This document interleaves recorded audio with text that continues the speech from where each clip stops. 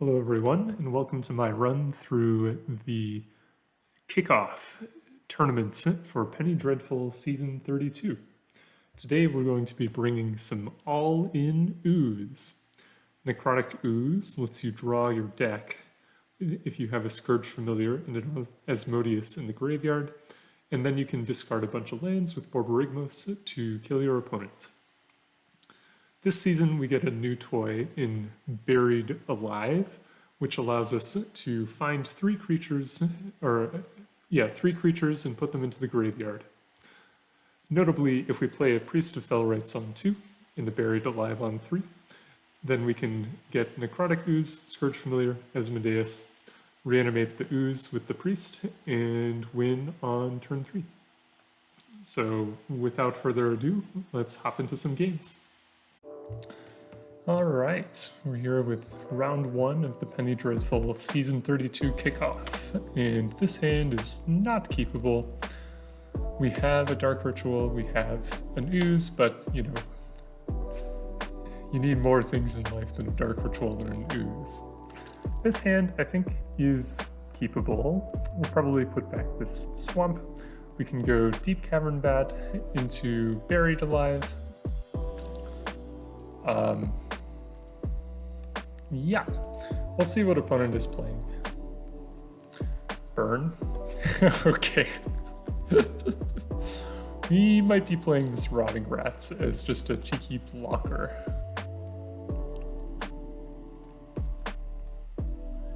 Fortunately, we can Buried Alive for Priest of Fell Rites and Iona, and that should just end the game on the spot. Really, we just need to survive until turn 5.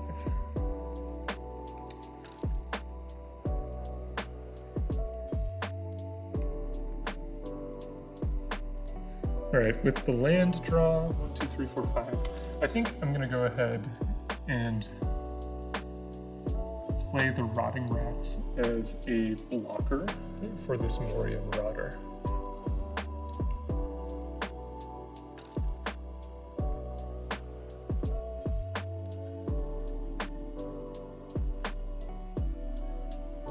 Hopefully that's a little bit of disruption for them.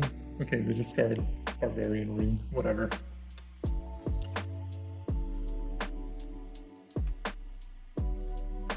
Depending on what they do here, like if they tap their lands, I might not block. You know what? I'm actually gonna go ahead and just no blocks here.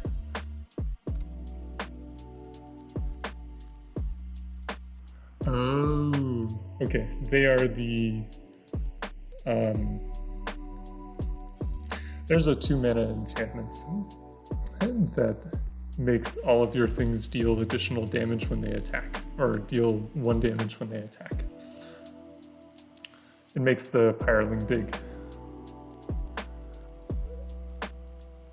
I think we'll be able to take it out of their hand, though, if we are a bit lucky. Yeah, Cavalcade of Calamity, that's the one. I'm gonna take that to make them use their burn spell on the Deep-Cavern Bats.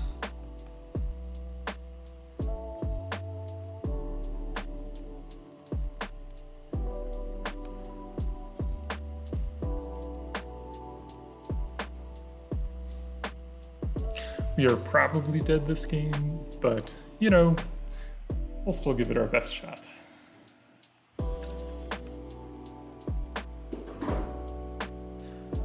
Yeah, the Pyreling gets +2, +1 and double strike every time the Cavalcade hits. I guess if we draw a Wrath next turn, we're probably fine.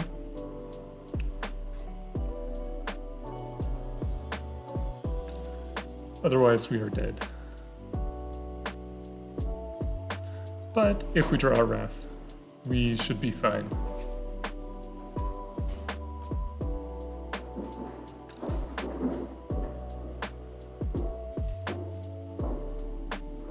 Okay. Yeah, Iona not gonna do it, unfortunately. Okay, game 2. I think this is a a-okay matchup for us. We just bring in some removal.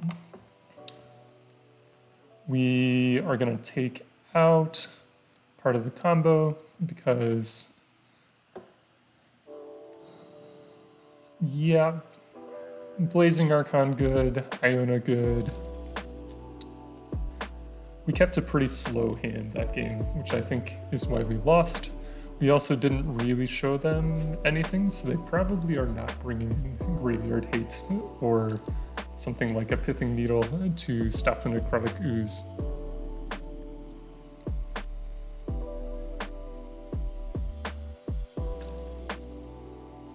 We'll see.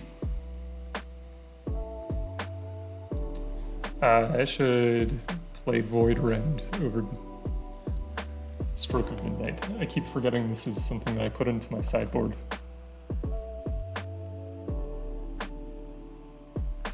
It's not very mana efficient, but I think that's okay. Another one-lander with a Dark Ritual. I'm not going to keep that, although in that case we did have the Buried Alive. Do we keep this? I don't think it's fast enough. Now this is a hand. We're probably going to put back the Ooze and a Priest.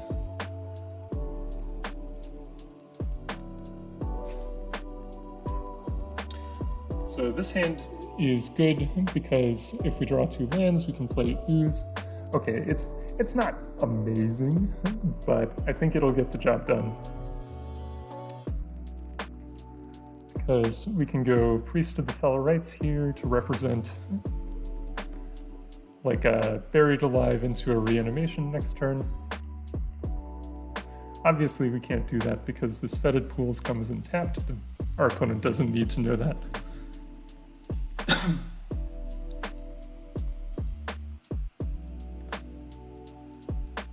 Okay, they found a Cavalcade. We'll play the Fetid Pools and a Deep-Cavern Bat to see what they have in their hand.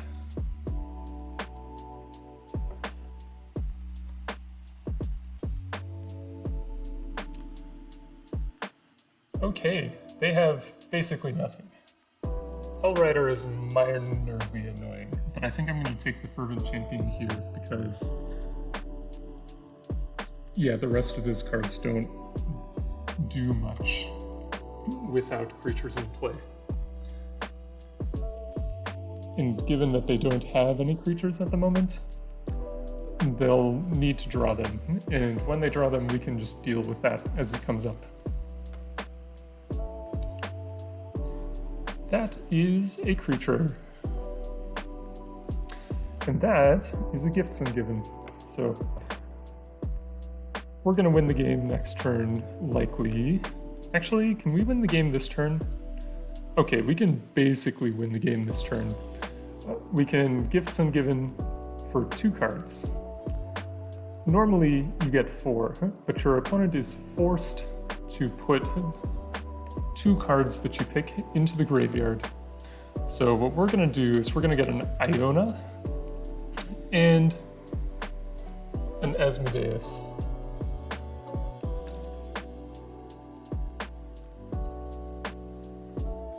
Because we only picked 2 cards instead of the 4, both of the 2 cards are forced to go into our graveyard.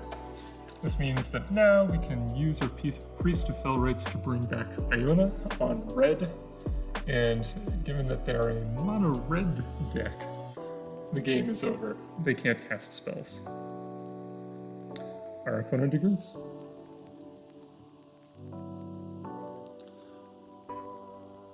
Okay, so they're probably going to bring in Graveyard Hate now, which honestly I think is good for us. Like, if they play more Graveyard Hate and less aggressive stuff, then we just win by playing removal spells.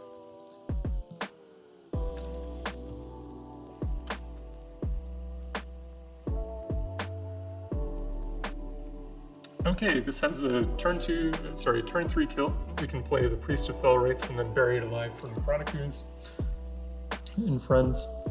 or Iona, depending on the mood. It also has a turn 4 Wrath, so if they take some time off to kill our Priest of Felrites, then we can go turn 4 Wrath, turn 4 Reanimate something. Fervent Champion is a little scary. Their better starts come from like double champion. We'll see how that goes.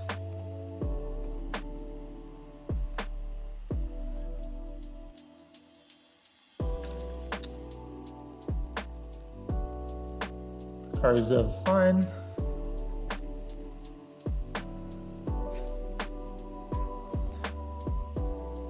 Okay, I think the scariest play there was probably Chandra's Pyreling, because if they're able to remove my blocker, then that will just kill us very quickly. Now, if they have no interaction, if they just play a mechanized warfare or something, then they are dead. We will Buried Alive for the Necrotic Ooze combo and deal them 21 damage.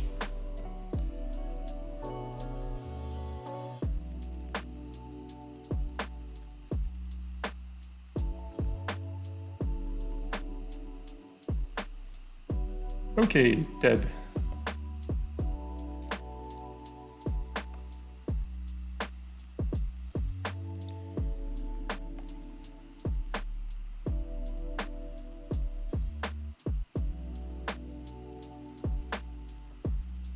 We're obviously not blocking the monkey that Karizev creates here because we want to use the Priest of Felrites.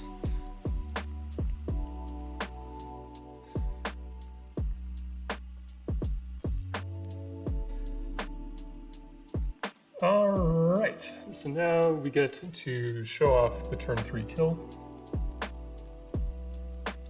We Buried Alive, we get a Necrotic Ooze, a Skirge Familiar, and an Asmodeus the Archfiend. We activate Priest of Felrites to bring back the Necrotic Ooze. They did not have interaction, so we're going to go ahead and start discarding cards using the Skirge Familiar ability. And then we will use the mana from the 3 cards we discarded to draw 7 cards using the Asmodeus ability.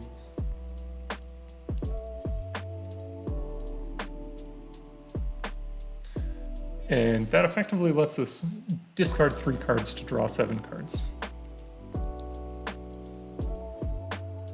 Eventually, we're going to find a Borborygmos that has an activated ability of discard a land card, deal 3 damage to something.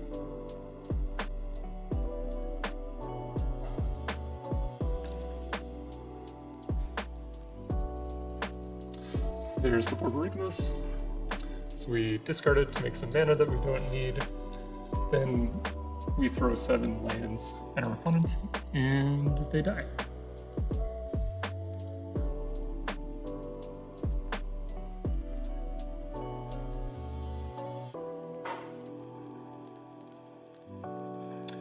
GG's opponent. And I will see all of you, my dear viewers, back for round 2. All right, round 2.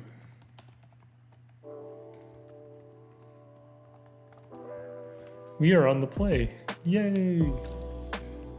And this hand is great. This is a turn 3 Iona, if that's good, because we can use the Dark Ritual plus the Gifts Ungiven to put the Iona into our graveyard. As long as our priest lives, which it may or may not. We'll see what our opponent is playing. Oh, Cloud Post? Yeah. Brutal. Well, we were going to have a turn 3 Iona, although in this case, I actually think that Iona isn't particularly necessary in this matchup. Like, yes, we can name green, and naming green is pretty good, but just playing a Necrotic Ooze is going to be good enough a lot of the time. Oh, speaking of, okay, let's do our turn 3 combo again, because why not? We'll get our Asmodeus, our Skirge Familiar, and our Necrotic Ooze. We'll bring back the Ooze. We'll discard 3 cards. I kind of don't want to show my opponent Iona, so we'll discard the other 3 cards.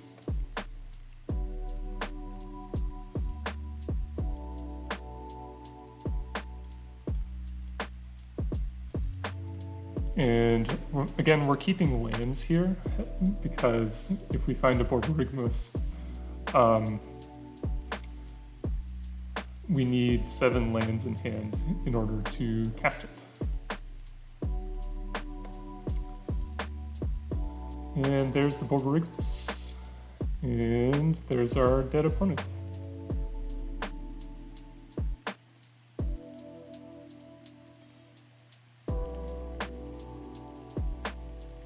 This deck is very good.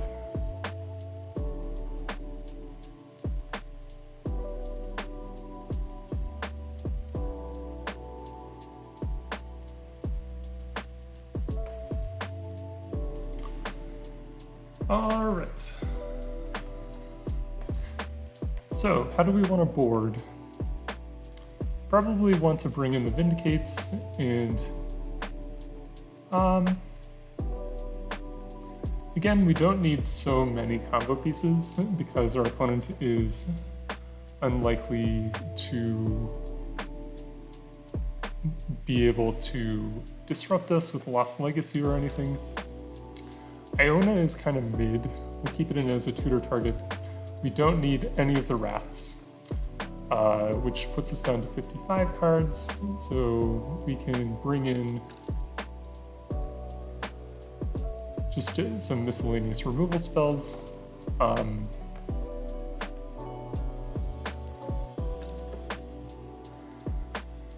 think the miscellaneous removal spells are going to be good enough to handle just the random stuff. Oh, I guess discard isn't bad. At least it's not terrible. Yeah, I kind of like this. I could see going down one of the removal spells to go up a Duress. I think this is fine. Maybe we change it depending on the interaction that we see next turn, or next game.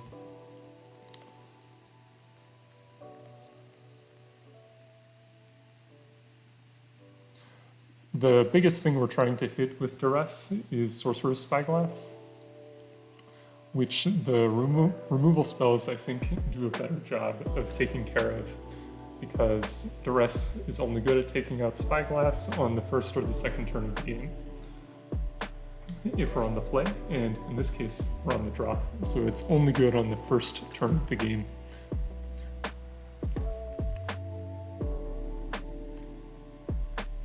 I think this matchup is good enough that not having more explicit sideboard cards for it is probably fine. Like, the way they beat us is by playing a Spyglass. We don't have an answer to it, and then they're able to ramp. Other than that, their deck doesn't play that much interaction. Like, they have Spatial Contortion for Priest of Fell Rites usually, but even if they contort it, if they don't kill us before we hit 5 mana, then we can just reanimate the priest anyway. Or we can unearth the priest.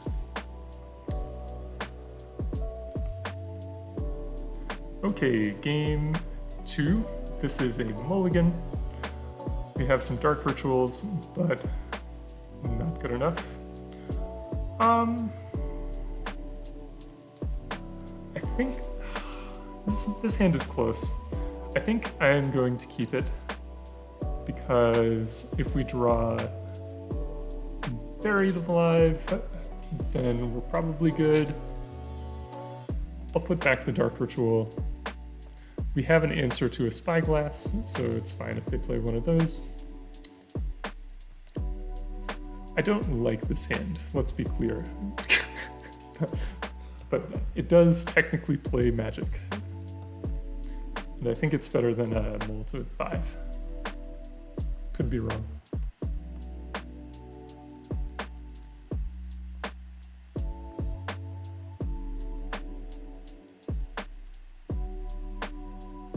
Aha! Okay, so there's the interaction that we have removal for.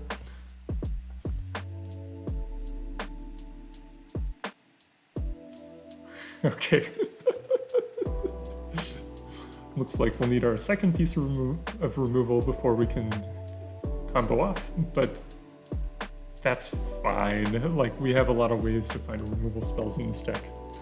Between the Gifts Ungiven and honestly just reanimating an Iona is going to be good enough in some proportion of the games.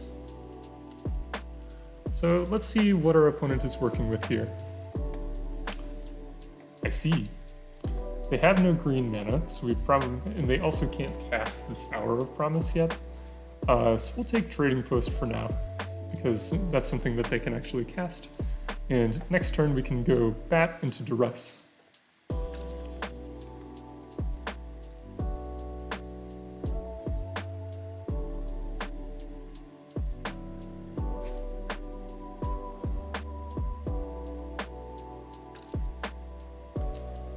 Okay, hey look, Necrotic Ooze.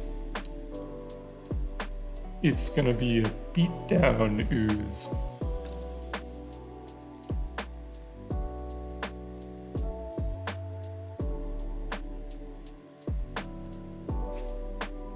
Like, even when it doesn't have abilities. Ah, I see. Okay, they found a removal spell for our first bat. But what about our second bat? Okay, we'll take the Trading Post. The rest of it we don't care about too much. We'll take the Hour of Promise in principle, because if they ever find a green source, that represents 2 Cloud Posts, which is roughly infinite mana for the opponent. So we would like to prevent that.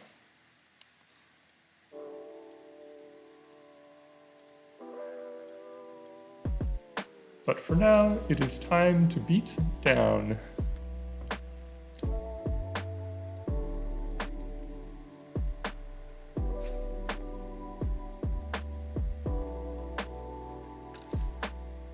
See, one of the nice things about playing a combo deck that is more control-oriented is that our opponent has to slow themselves down to stop our combo. As you can see with these Pithing Needles that are otherwise not doing anything. Because they're slower, we can just kill them with 4/3s and random discard spells some of the time. We'll see if that ends up happening in this match, but I am crossing my fingers. Okay. Our opponent does have removal spells, but, okay, yeah, and there's an Hour of Promise, so if they are able to find a green source next turn, they'll be able to go get some Cloud Posts and probably be able to kill us before we can kill them.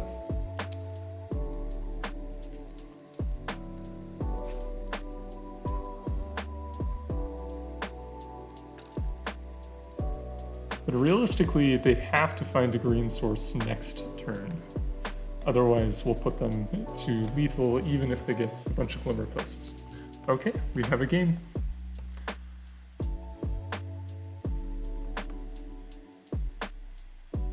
I imagine we'll see a Cloud Post and a Glimmer Post here.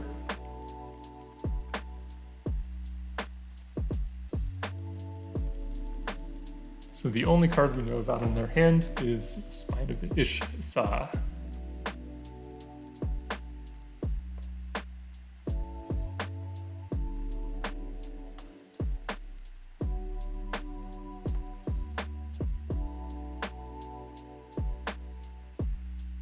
Oh, interesting. They're just going for straight up double Cloud Post.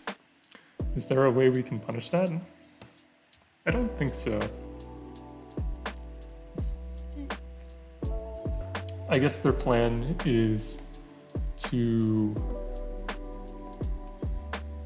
blow up the Deep-Cavern Bat with their Spiderfish Saw, and then use the Hour of Promise from the Deep-Cavern Bat to search up some Glimmer Posts, put them out of reach of our Necrotic Ooze. Oh, that also works. Okay, at this point we're dead, probably, but we'll play it out for you, the viewers.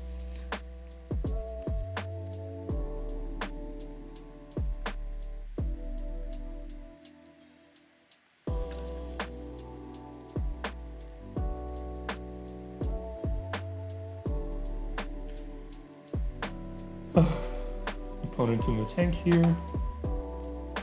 Yeah, that makes sense to me.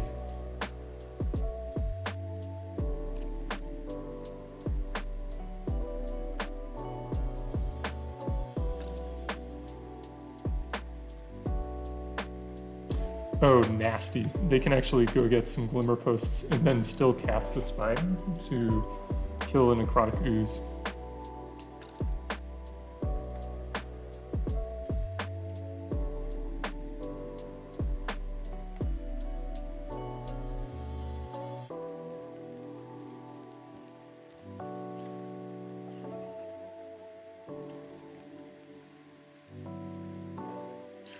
So we'll be able to kill the Ugin by attacking next turn, but if they show us one more card that does something, I am pretty comfortable just conceding here.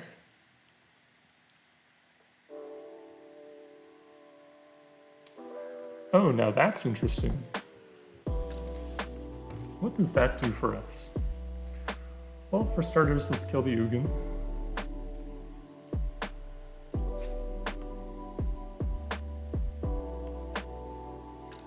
This is the part where I wish I had an Ashen Rider in my deck.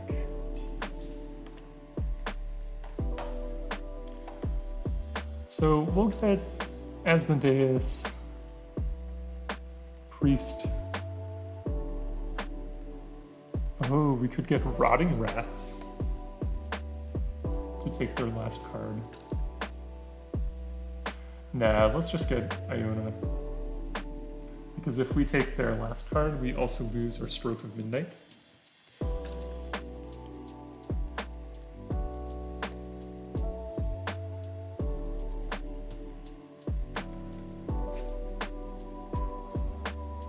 And ideally, I would like to use this Stroke of Midnight on their end step to kill one of the Pithing Needles.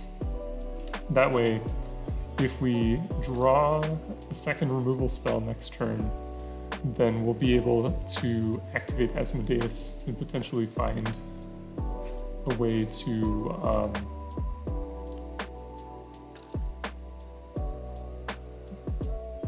get a Skirge Familiar into the bin.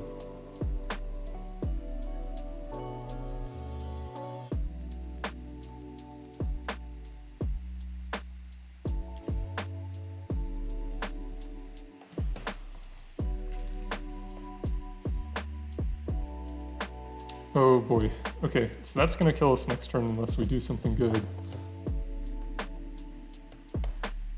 Crawling Barrens lets you grow it for 4 mana, and our opponent currently has 1, 2, 3, 4, 5, 6, plus 3 times 6.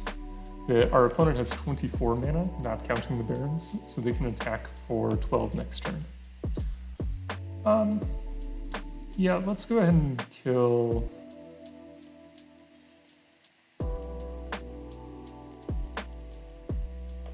one of the Pithing Needles. Because as I mentioned, we currently have an Asmodeus in the graveyard.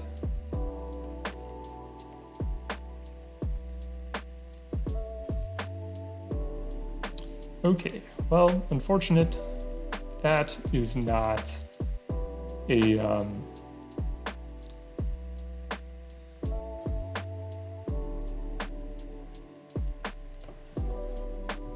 second way to kill Needle. What if we priest back the Asmodeus? How big is this Baron's getting? So they've got 12 mana up to pump into it. So it's gonna be a 6/6 this turn. And then next turn they're able to add 12. So it's going to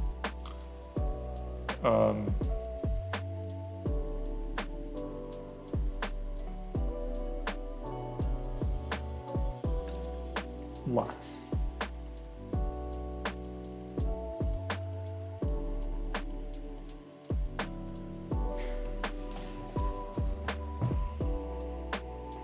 Okay, I don't know if this is a winning line, but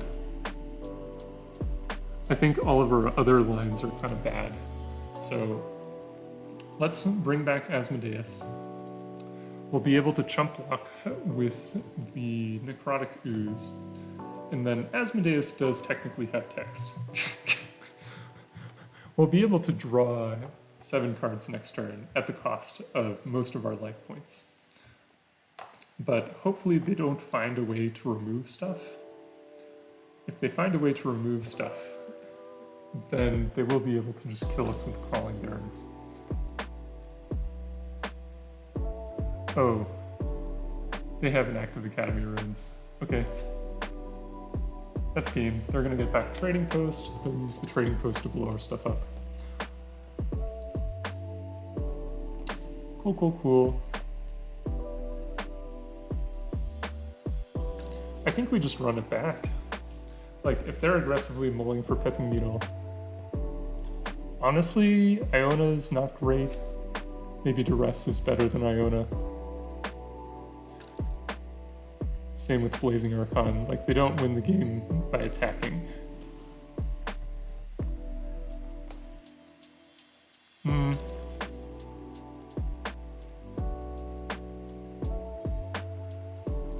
Yeah, we'll keep the Iona in. Where push comes to shove, it is a 7/7 that attacks.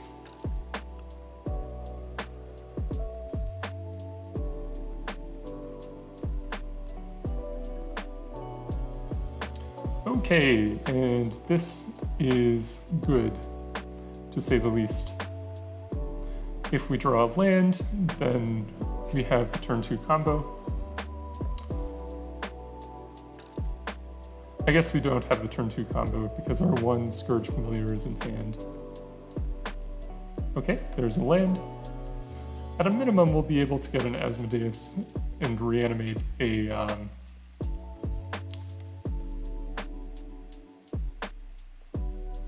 Iona. And like, their deck doesn't care about Iona too much, but shutting off their cantrips, like this Floriferous Vine guy, is pretty good.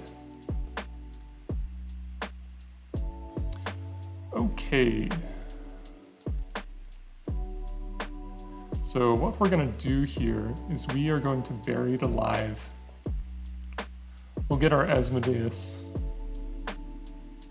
It would be funny to just get the Borborygmos, but I think we'll get Iona. And we'll also get our Rotting Rats, because that lets us discard this Skirge Familiar, which will let us combo in a couple turns. I think the Iona is going to give us enough time to be able to win the game that way.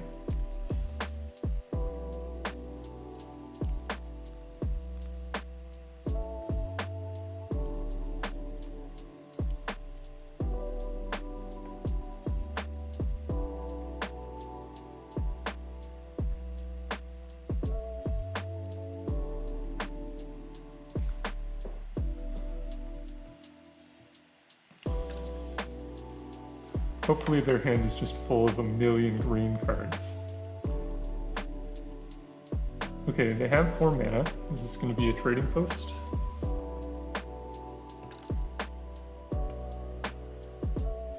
No, a solemn. Okay, cool.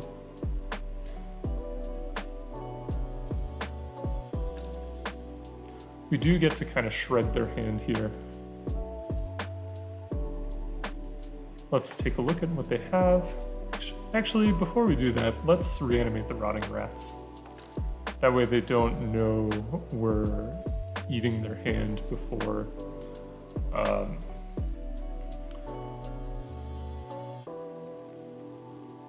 they choose to discard a card. Notably, this also lets us take the Pithing Needle, so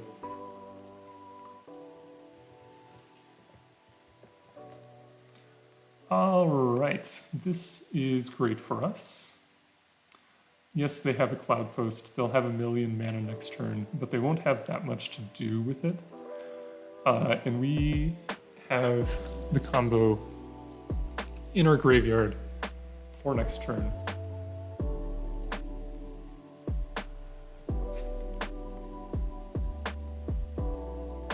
I guess we won't quite have enough mana to be able to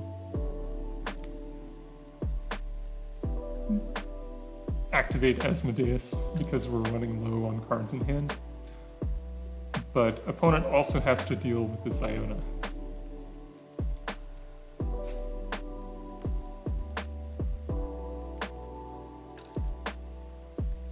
And there's a Stroke of Midnight, lovely.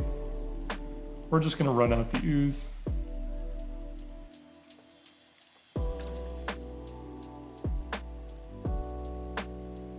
If they have a Pithing Needle, we'll kill it with the Stroke of Midnight. If they don't have a Pithing Needle, they're dead. If they have a removal spell, we can always reanimate the Ooze using the Priest of Fell Rites.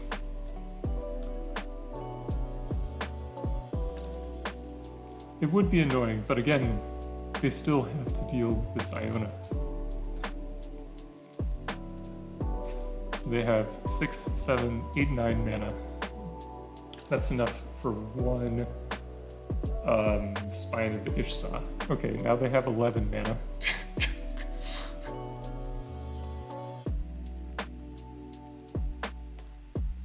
But so far nothing to do with it. Hopefully that is a pattern that continues. Alright, they didn't have anything, so now they are dead. Because we get to draw 7 cards, and at this point, even if they have interaction, we can just discard some more cards and go off in response.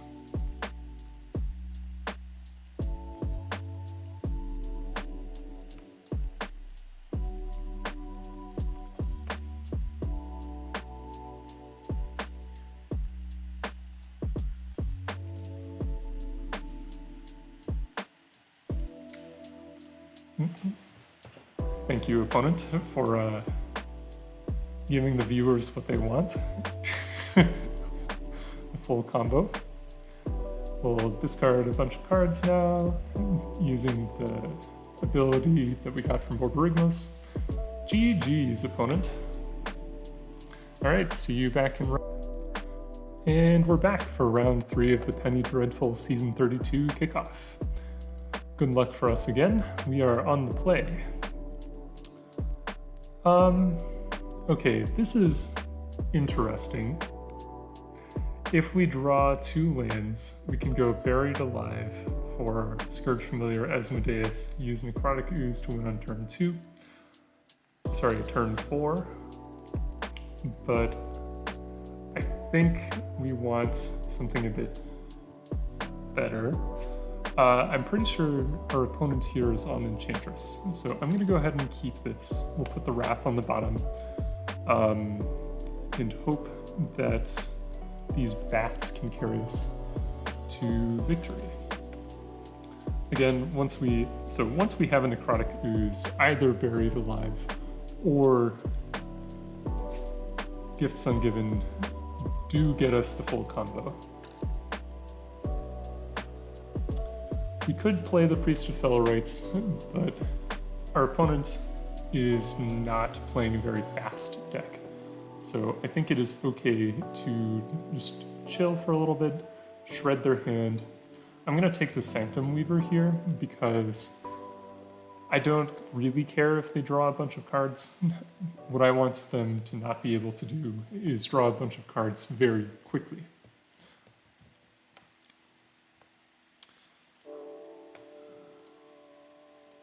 You know, the Wrath plus Deep-Cavern Bat is a bit of a non-bow, but that's okay.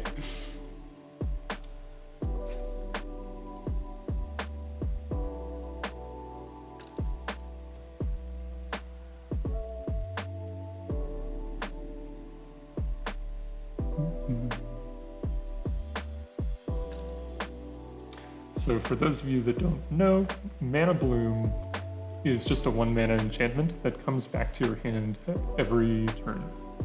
That's why the opponent is playing it. Okay, there's Gifts Ungiven. We will win the game if we draw a 4th land.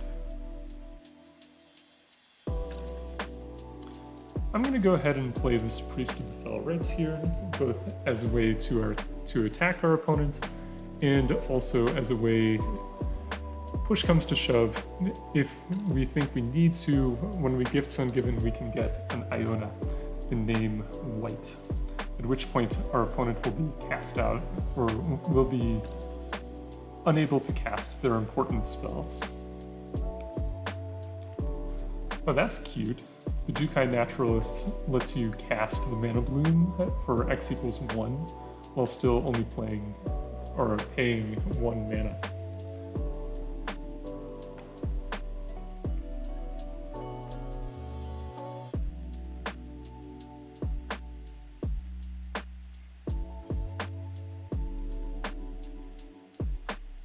Okay, sure. My Deep-Cavern Bat cannot attack. You got me. Land? Nope. Necrotic Ooze. Oh well. We'll just keep chipping in. At some point we're going to draw a land and win the game. Hopefully that point happens before they draw their lock.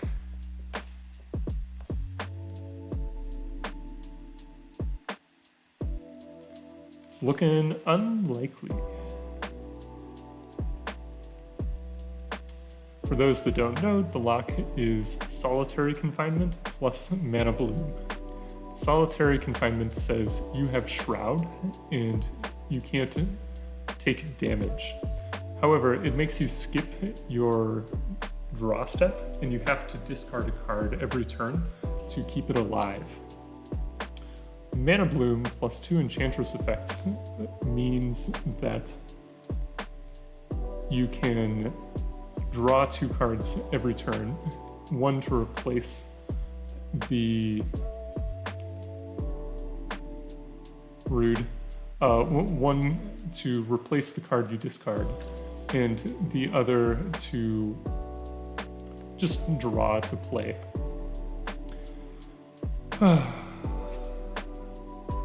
Welcome to Magic the Gathering. Okay, one of these cards kills me. It's Sigil of the Empty Throne. We're gonna take that. The Solemnity is annoying, but not the end of the world.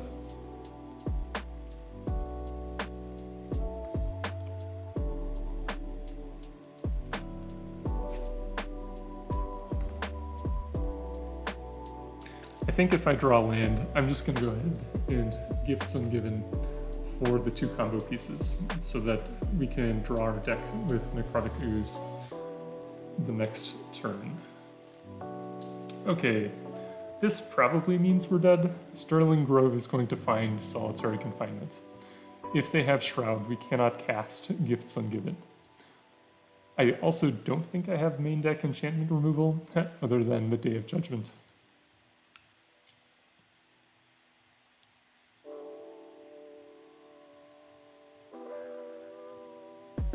Oh, interesting. Do they not have Solitary Confinements?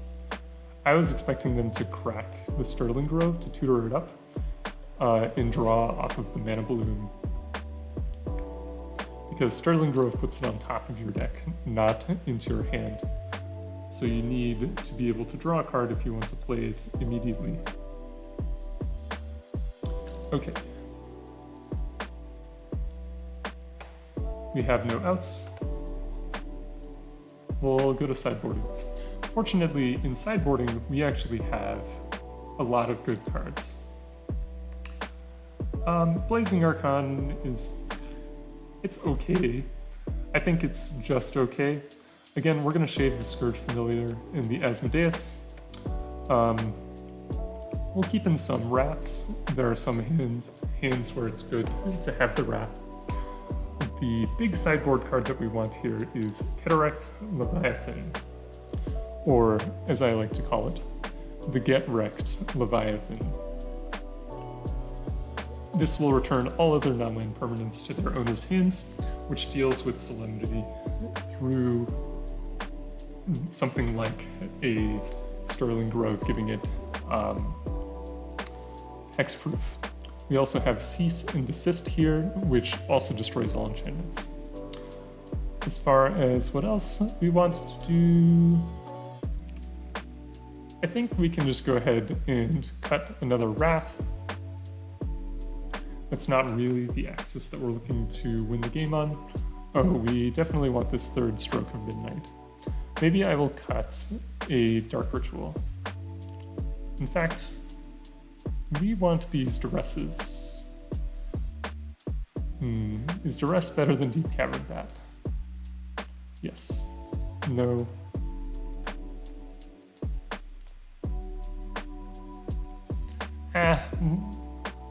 We want the Duresses, but it's not crucial to have them. I think having the removal is better because the removal will be able to kill things that stop the combo and enchantresses that are in play.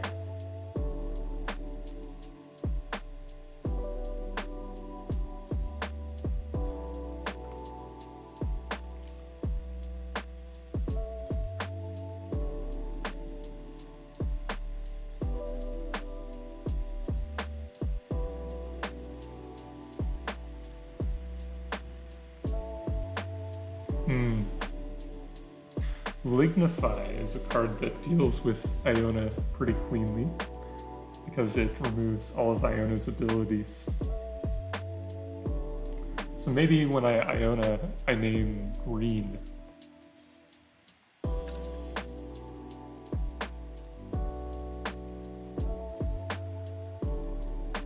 Interesting. Yeah, we'll have to see how this matchup goes. I am honestly not sure who is favored.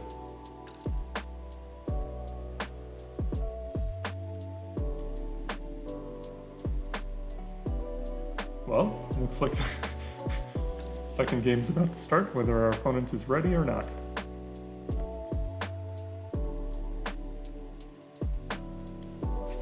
Okay, on play again. This has 2 discard spells and a turn 5 Iona. Is that going to be good enough? Probably not. It hasn't been good enough in the past, but we'll see.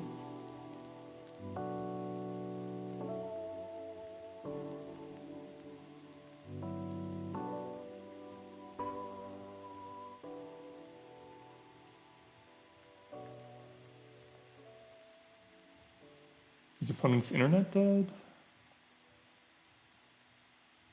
No. Okay, cool. They're back. Great.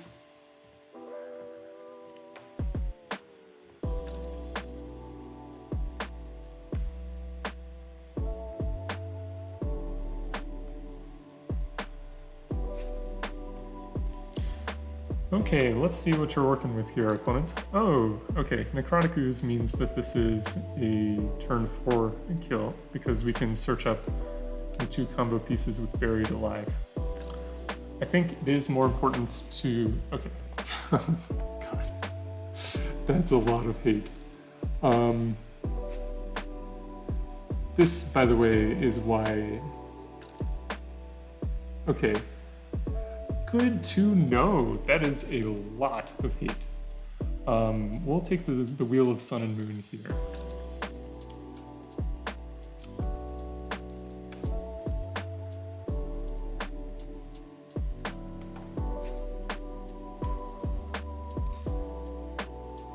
Oof. Yeah, this card is pretty good against us. I'm glad we brought in all of the removal. Okay, just Sterling Grove. That's fine. There's our untapped land. You know, I'm not super scared of what they're doing. I guess Nevermore could be annoying. I'm gonna just go ahead and play a second Bat. Once we put the Ooze in play, we no longer care about Nevermore, so. And we can cast the Buried Alive.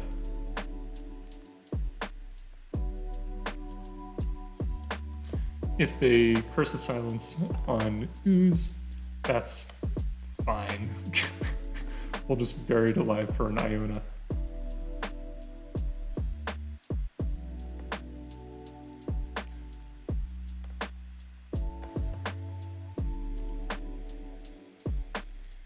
Okay, they named Buried Alive, which means that it'll take us an extra turn to actually cast our Buried Alive. Fortunately, we have this Ooze here that means we will just immediately win the game when we do that.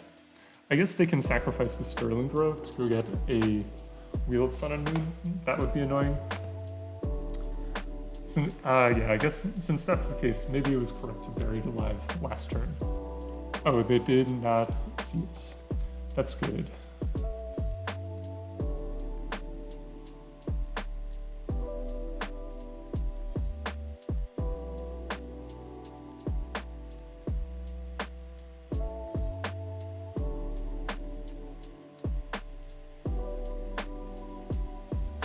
Okay, seeing the hate that they have makes me want to have Duress in game 3, assuming we win this game.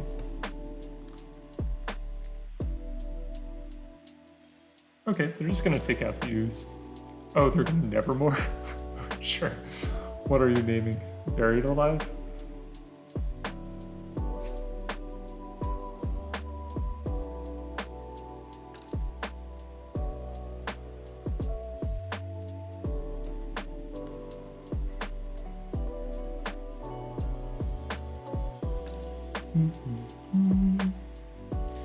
So they've played everything that we know about, except for this Touch the Spirit Realm. So we know they have Touch the Spirit Realm plus another card.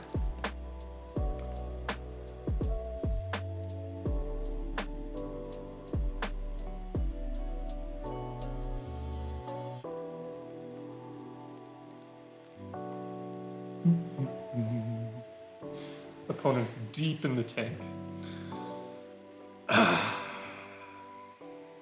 Perfect. They are dead. So we're going to cast a Buried Alive.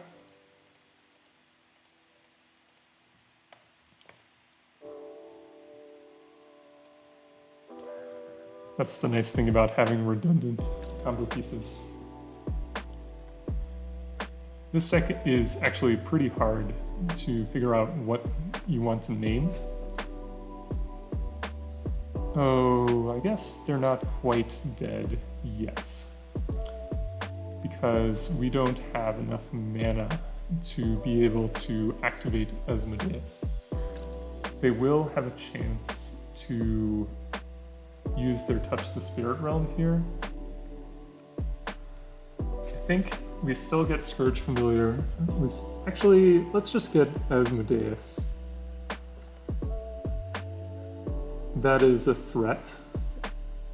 If they...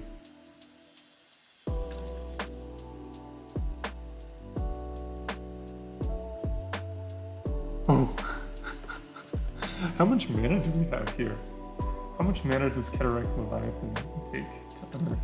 7 mana? We have 1, 2, 3, 4, 5.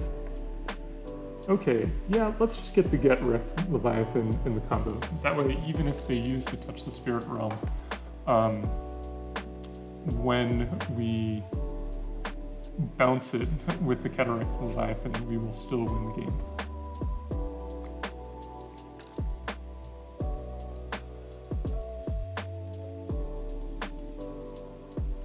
It'll take us 2 turns. Giving the Enchantress deck 2 turns is a little bit scary, but I think this is our best shot at winning.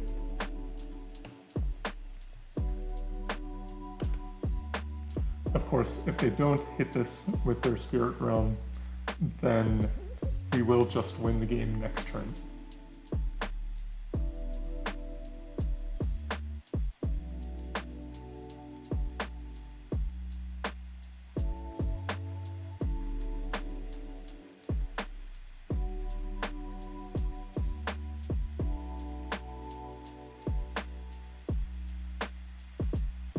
Opponent deciding if they want to maybe search something up with Sterling Grove.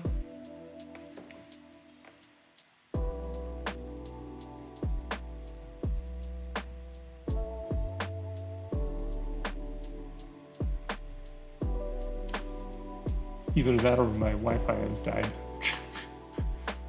Let's check. Yes, my Wi-Fi is still here. Who knows, maybe their Wi-Fi died. Their timer is still ticking down.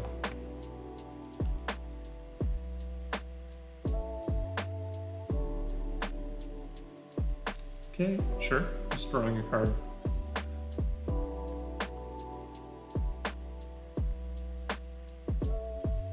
Ah, I see.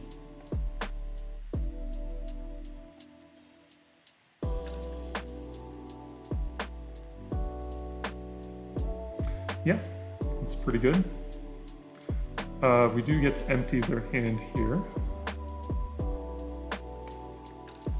So we can take... I guess we don't quite get to empty their hand. We'll take the Touch the Spirit Realm because that answers things. And then we'll play this Deep-Cavern Bat, or this Rotting Rats.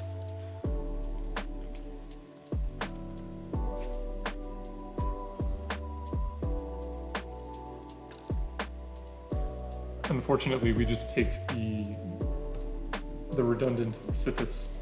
But who knows? Maybe we'll be able to win through Deep-Cavern Bat, Rotting Rat beatdown. We'll see. Let me shake my Magic 8 Ball here. Odds are not good.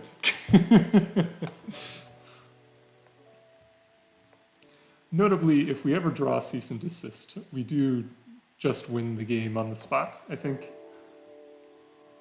However, we are rapidly running out of time for that to be an option.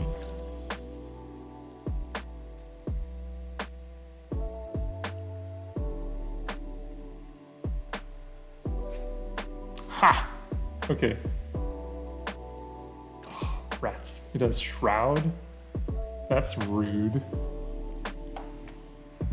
Sterling Grove. Very good card.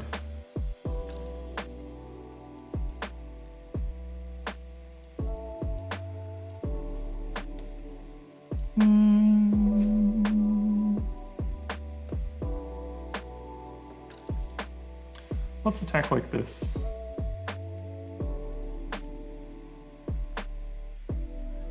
The problem is if we hit the Sterling Grove with the Vindicate, then they can just sacrifice it to tutor up a card.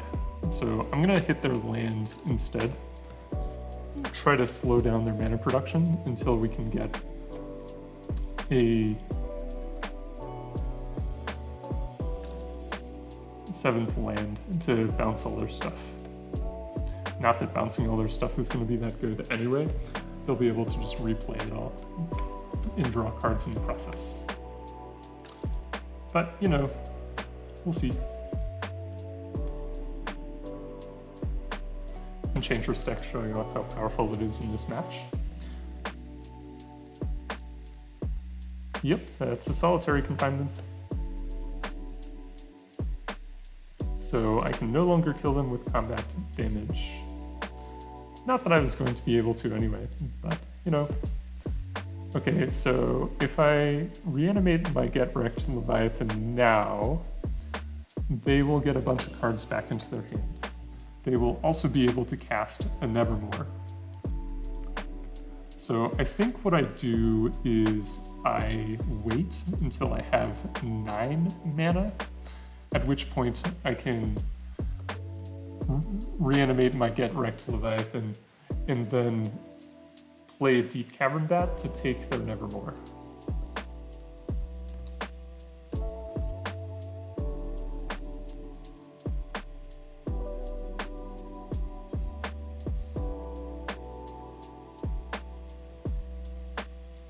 At some point, I will be able to hardcast an Iona.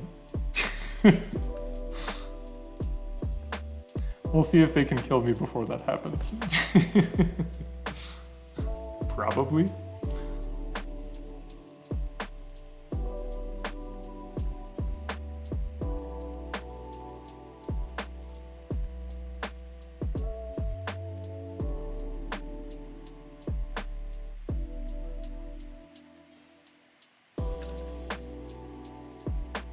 Yep. What you getting? Okay, Sigil is a threat. That means that I will have to use my Kederekt Leviathan sooner rather than later. Ooh, double Sigil, nice.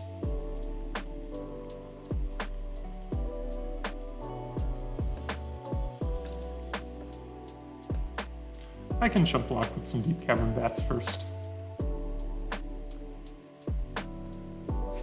I am also notably just straight up at 30. Okay, Wrath is actually a fine draw here. It means that even if they make a bunch of angels, I can clean the board and wait on my Leviathan for another turn.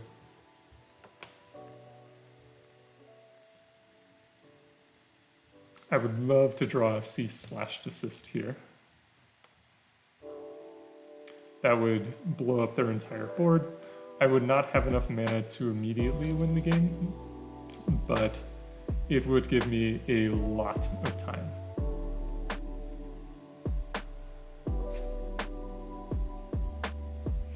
Okay, let's see if opponent is aware that I have another card that can blow up everything, including other than my Kederekt Leviathan. Okay, chosen card Necrotic Ooze. That's a pretty heads-up play. Like, if I draw another Ooze, I would have been able to combo.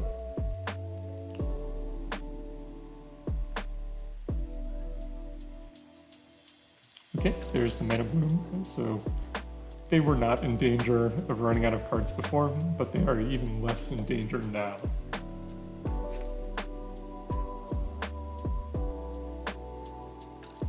Notably, Priest of Felright's also a good draw here, because we can play the Priest, wrath the board, bring back the Ooze. I guess not quite in that order.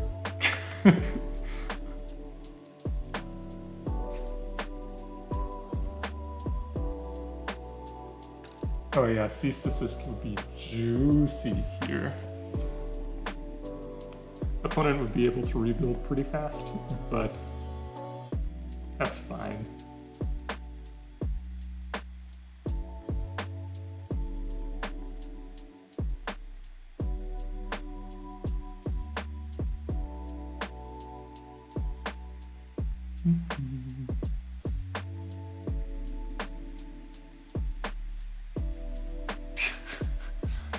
Oh, also notably, Enchantress's Presence is not a May, so if we stall long enough, our opponent might deck out.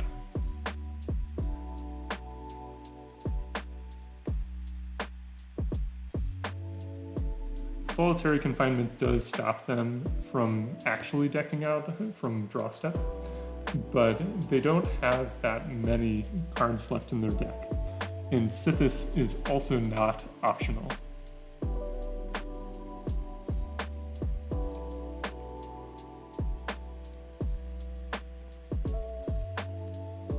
So what I'm gonna do here is probably, yeah, opponent recognizes that this is a risk, is trying to kill their Sithis. I'll just double chump with these Deep-Cavern Bats. I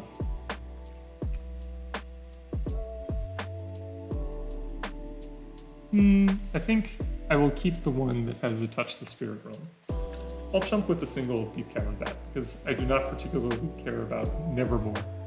This gives me more time, and it forces them to cast more spells before I wrath.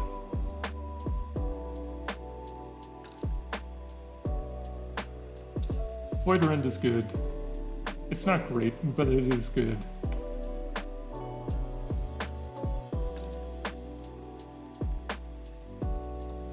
Opponent recognizing that they don't have to play any more cards to win the game.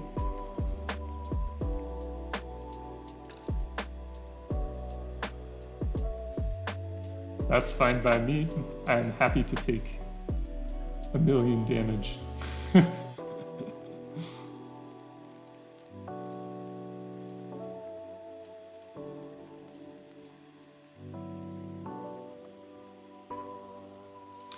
Sterling Grove, very good card.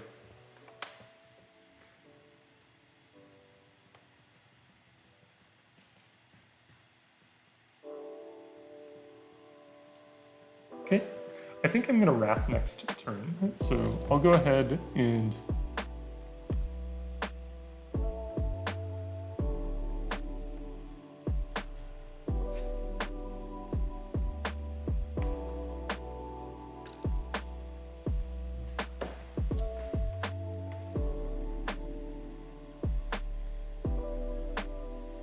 just double chump here, keep my life total high.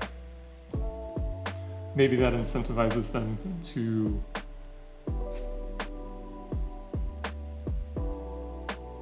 play more cards, draw more cards from their deck.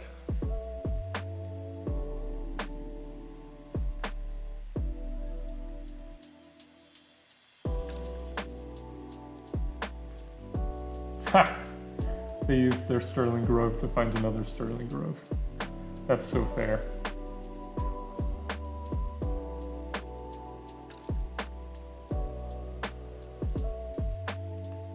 Notably, they do get back a Wheel of Sun and Moon, so we will not be able... So this Necrotic Ooze is going into our deck, not into our graveyard.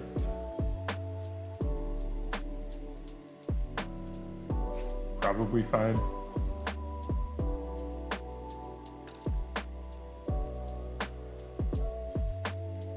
It would be funny if they cast a Lignify on their own Sithis since they stopped drawing cards.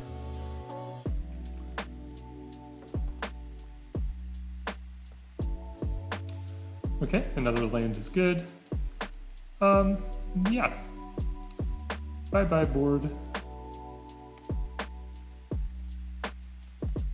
They also didn't play the Wheel of Sun and Moon. So now we have the out of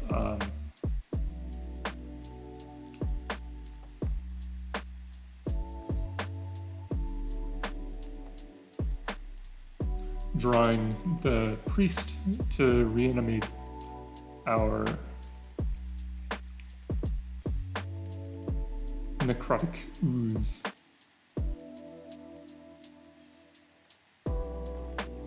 Sanctum Weaver, really? That does not win the game.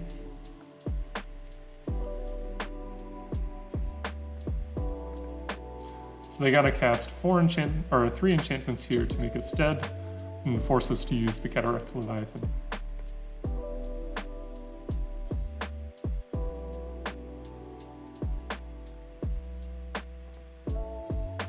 After that, they probably have enough enchantments to just be able to cast Sigil without recasting the Enchantress's presences. Another Wrath would be good here. Like, every Angel token that they make costs them 2 cards in their library. Ha! Necrotic Ooze.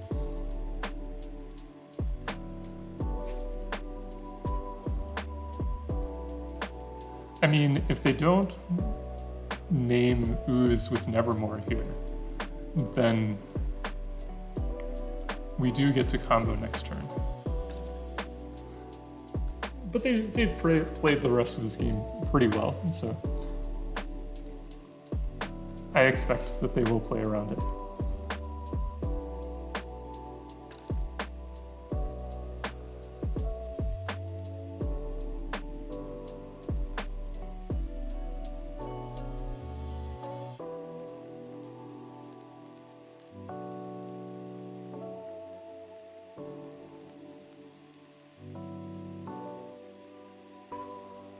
Oh, interesting. I would have definitely cast the Sigil first to start making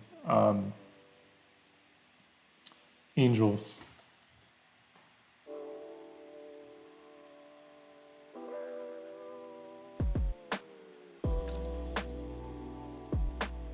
Yeah, that doesn't do anything. that also doesn't win the game. What is opponent doing? Why aren't they just slamming Sigil and making a million angels? Maybe they have a secret plan that I'm not aware of. Ruined Halo is pretty funny. Oh. And this is why my opponent needed to make a bunch of angels. Unless they have like a ground seal or something, this priest is going to get back a Necrotic Ooze, and I will be able to win the game. Next turn.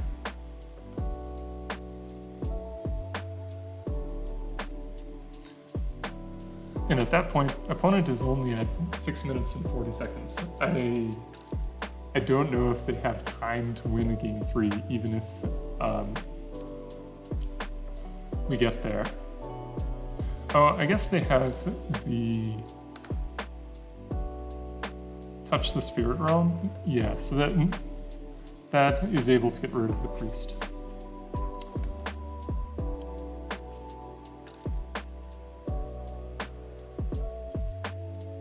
Shame it doesn't destroy it.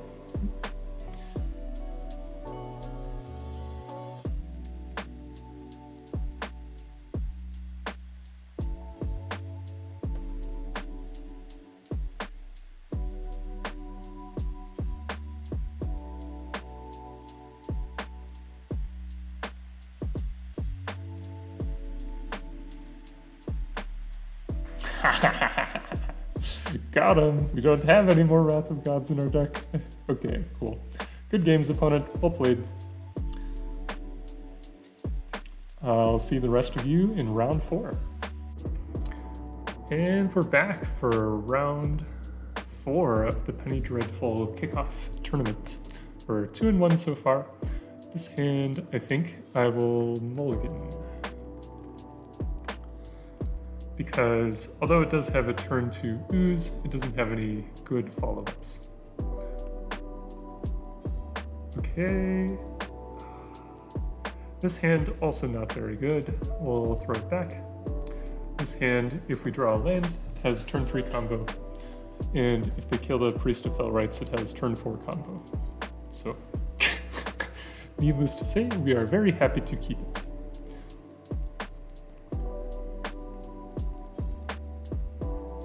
This might be the mono-white controlled player, which I imagine is a mildly difficult matchup. We'll find out, I guess. Oh, they're cycling. Okay, this is probably... Yeah, I don't know. We'll have to see.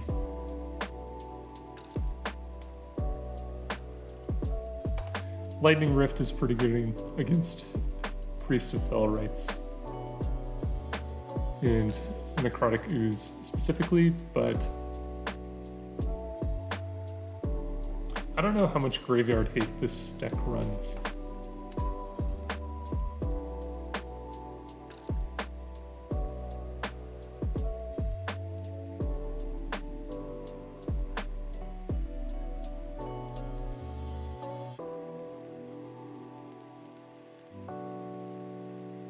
Obviously going to take this damage.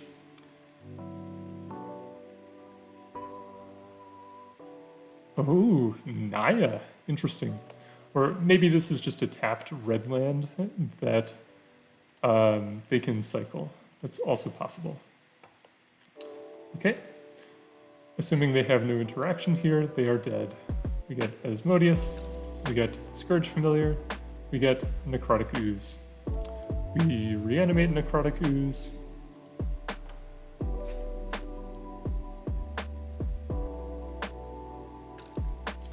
We discard 3 cards. We draw 7 cards.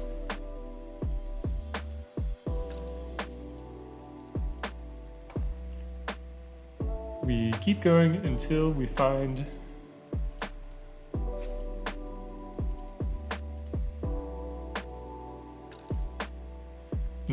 a Borborygmos, which this Buried Alive is a Borborygmos, so.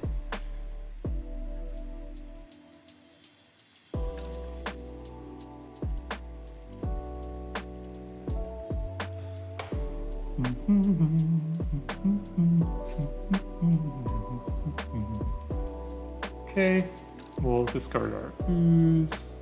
We'll bury it alive for Borborygmos. We still need to... yeah, you got it.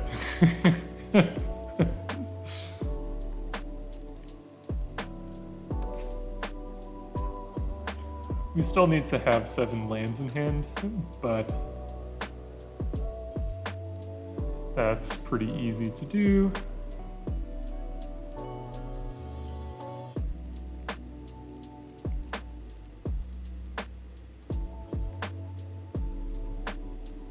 One, two, three, four, five, six. Not quite enough yet.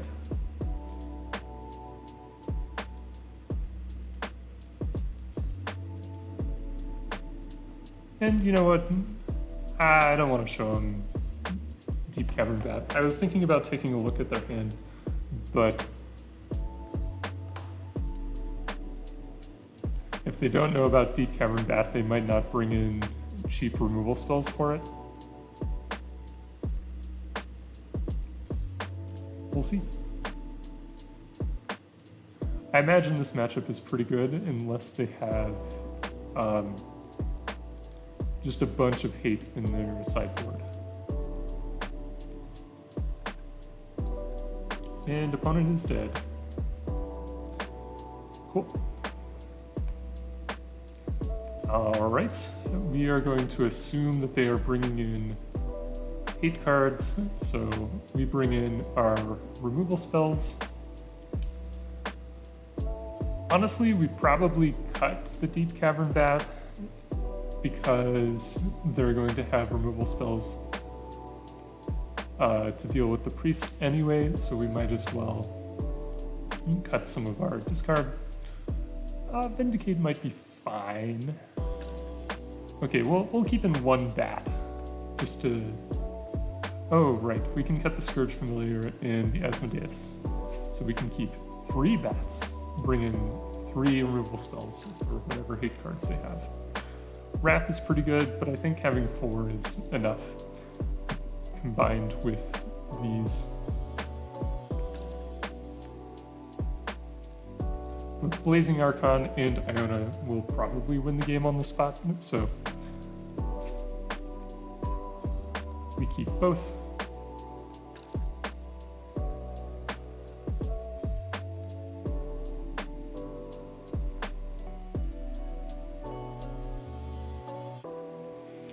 Opponent deciding what to sideboard, and has decided.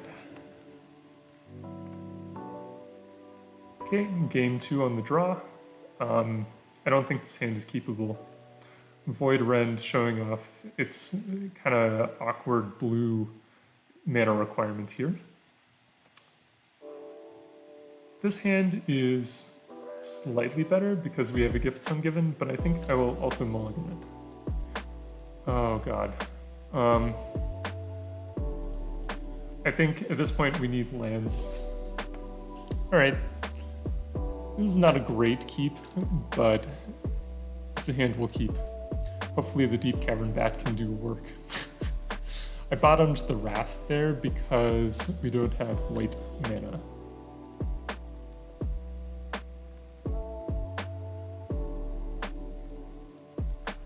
Okay, Skirge Familiar is a bad draw.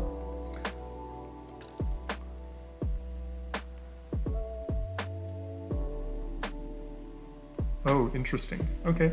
Well, it looks like we'll be able to see what hate cards they have, at least. Good information going into game 3. I assume we're not going to win this game, but, you know, maybe. We have all of our colors of mana at the moment. That's exciting. Okay, well, we take the Zenith Flare.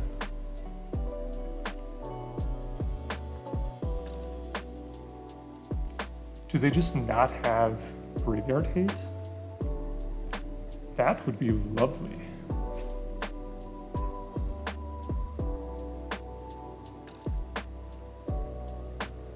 Ooh, that's a piece of candy.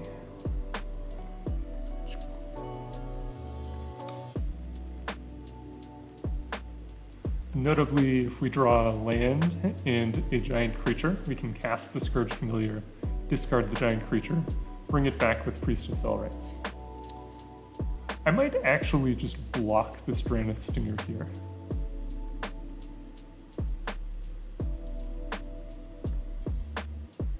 I think if we keep our life total high enough, then we'll be able to draw out of our mulligan to 4.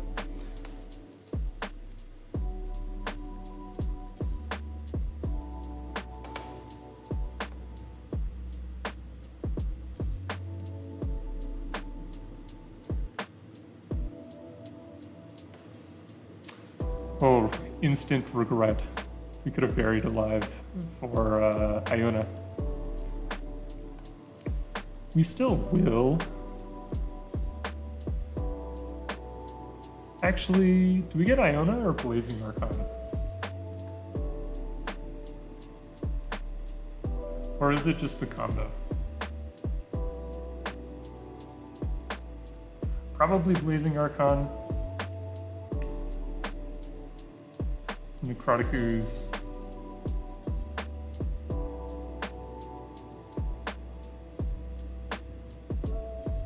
Asmodeus. That seems reasonable. Okay, so hoping to draw a land next turn. If we draw a land next turn, then we can use the Priest to reanimate our Blazing Archon. And then they can still kill us by cycling cards with Granite Stinger, but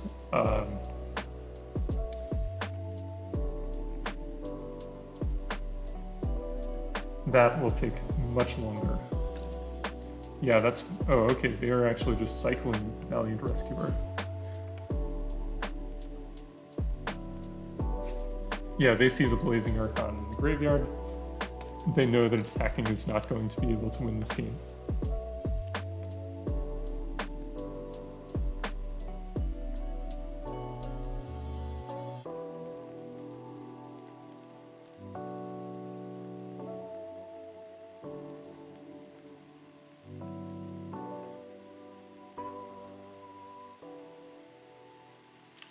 Land? Borborygmos. Okay. Okay, deck. Okay. I think we're dead, but we'll smack in. I don't think we can ever let this Deep-Cavern Bat die. I should have believed if I had not blocked with the Priest of Fell Rites, we would be sitting pretty here, because Buried Alive would have gotten the combo.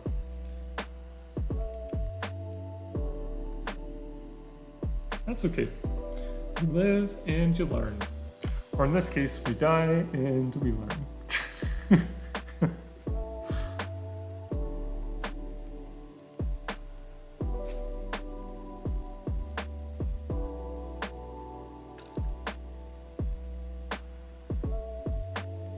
Okay, that'll do it. They have enough cards in the graveyard to just kill us with the Zenith Flare, so we will concede.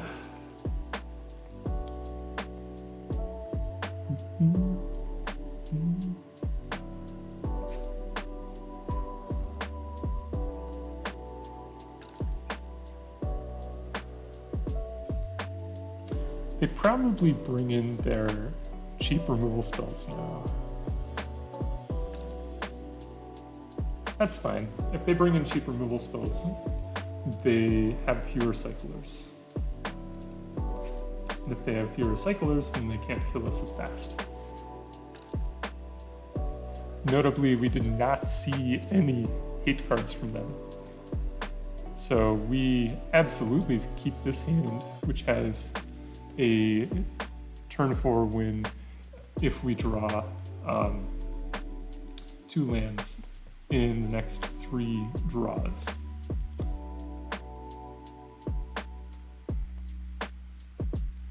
Yep, there's a fox.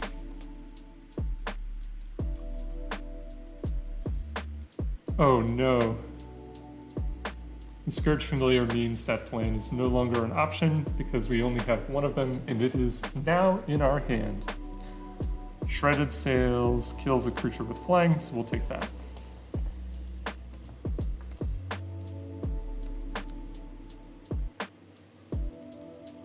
We would like a second land. A second land would be very nice here. Or a third land, rather.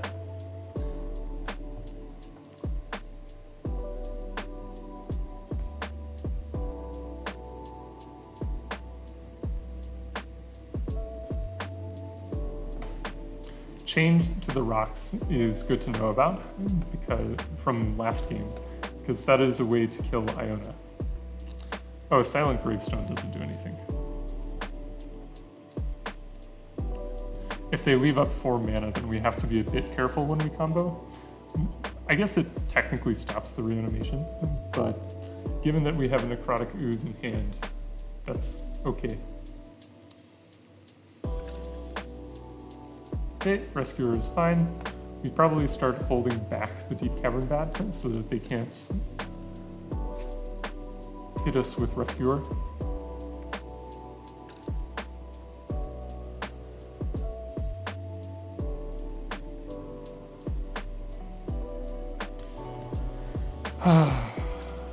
Magic. What can you do? We needed 2 lands in our first 3 draws, and we got none. Fortunately, we did draw 2 of our rats, so if we can stabilize... Oof. Not looking very likely here.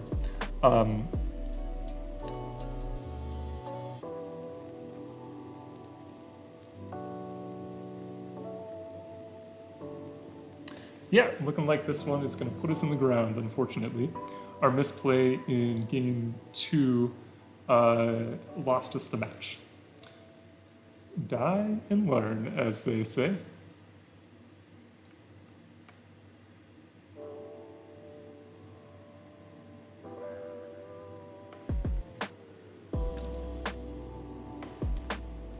Lovely. Okay, cool. See you in round 5.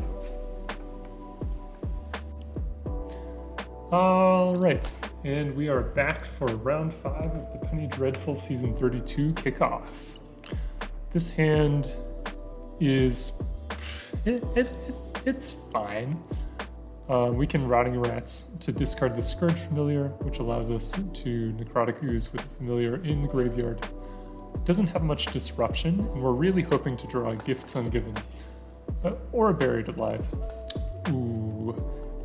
This is not a good hand against Burn. That is a good card against Burn, though. The Deep-Cavern Bat. Gain a little bit of life. If they don't play their... okay, well, there's the Cavalcade of Calamity. That's what I was hoping to tag with this Deep-Cavern Bat, but alas, it was not to be. Hopefully they don't have too much going on after this. Maybe like a Karizev or a Mechanized Warfare would be pretty scary, actually, because it turns all of these 1 damage pings into 2 damage pings. Let's find out.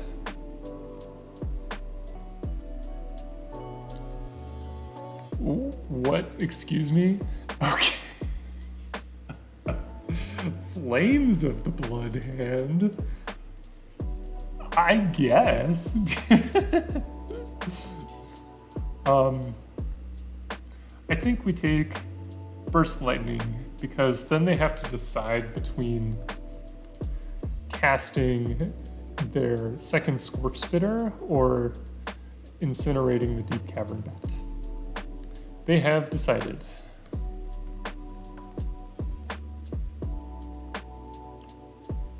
This Rotting Rat's gonna be okay. It's gonna eat their Burst Lightning.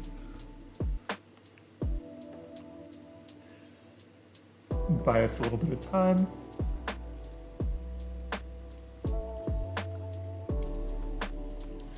And once we're through all of their burn that can hit creatures, the Necrotic Ooze should be an okay blocker.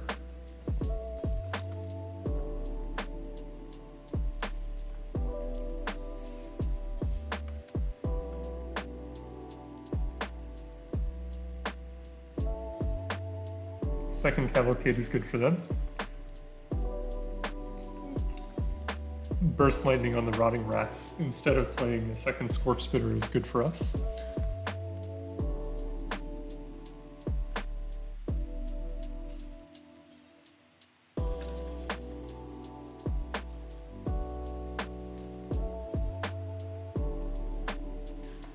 Okay, so we're going to take 3 damage when they attack this turn, but we'll be able to block, assuming no Incinerates or anything off at the top.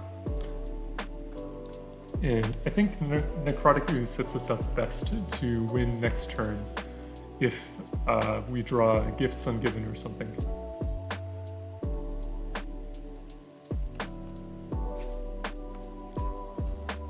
The other option was, of course, unearthing the Rotting Rats to take the last card out of their hand. Ugh, this Chandra's Pyroling is going to get very big very quickly. We will probably have to chump and block it.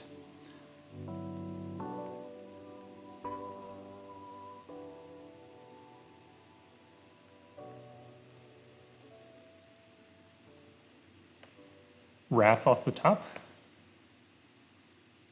Buried Alive, even better. Okay, that wins the game. We just go ahead and get Asmodeus and Borborygmos. Done. And then we can we could kill other creatures, but I would rather just win the game.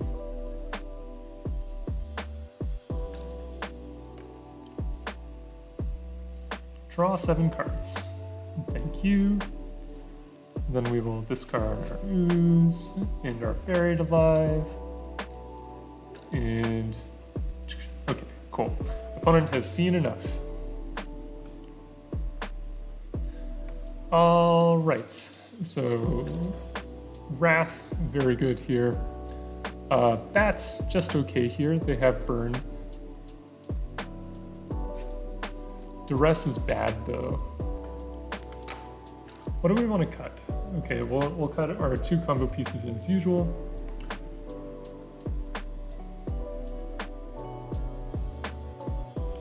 Let's bring in the Void Rends so that we can kill any Pithing Needle effects they may have.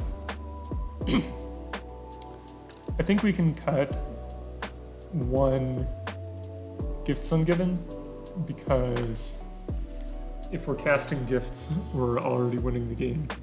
Or if we have time to cast gifts, we have probably already won the game. So it is okay, not great. Speaking of okay but not great, this hand doesn't have a black source. It has some bats, which again are just okay. Okay, this hand on the other hand is great. I think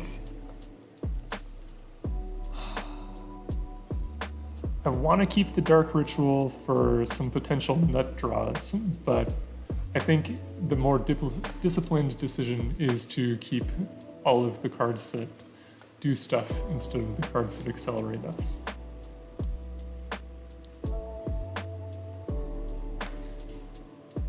Second Priest, okay. Oh, interesting. They must have just drawn the Scorch Spitter. Priest is a fine blocker. It's gonna eat a Burst Lightning here probably, but that's okay. No. Interesting. If they don't kill this Priest, I don't want to run out a second Priest. Oh, Sulfuric Vortex. Okay, yeah, that's whatever. We're not really gaining life.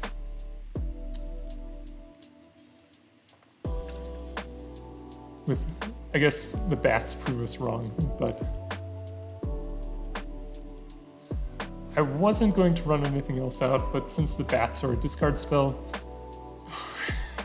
okay, they just have a million burn spells. Sure. We'll take the Flames of the Blood Hand, I guess. And then we have to keep the priest back so that when they incinerate our Deep-Cavern Bat, they don't get a free attack in. We'll probably Void Rend the Sulfuric Vortex at some point. And after that, their draw just doesn't really do anything.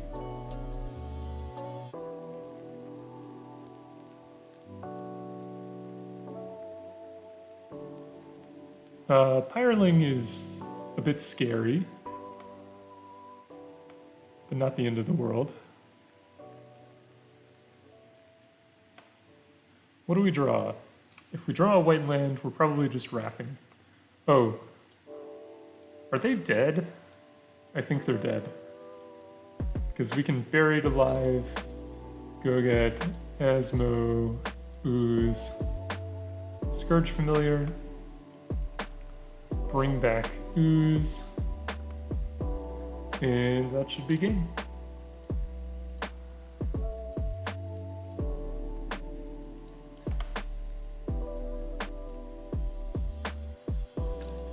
Now we go through the clicks.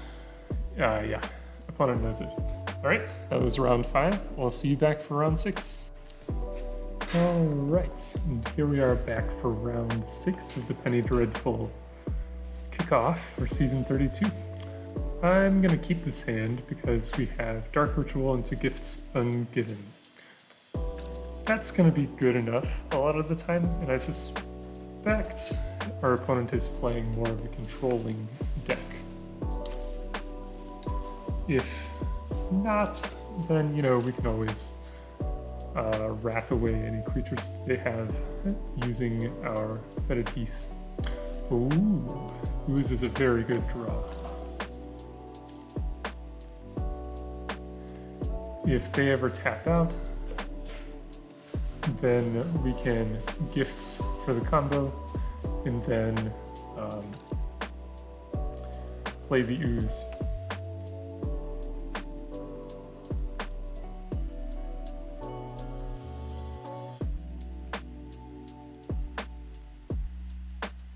We'll play the Fetid Pools here. Oh, that was a mistake. Now we can't Gifts because we need the Glacial Fortress to tap for white to trigger the Fetid Heath. And we also need it for blue to cast Gifts Ungiven.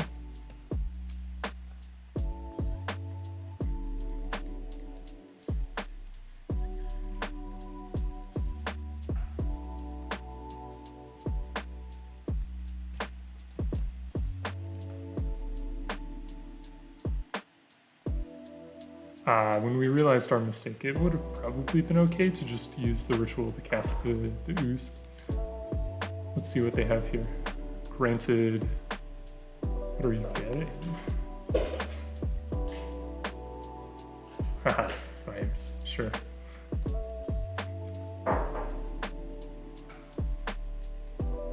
Well, let's see if you can deal with an Ooze. I don't want to give the game away just yet. I'll cast Gifts on their end step because they're going to be casting fires.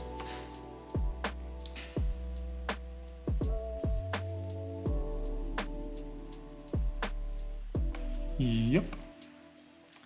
So that's their first spell. If they cast a second spell here, as long as it's not an extra turn spell, then they are dead next turn.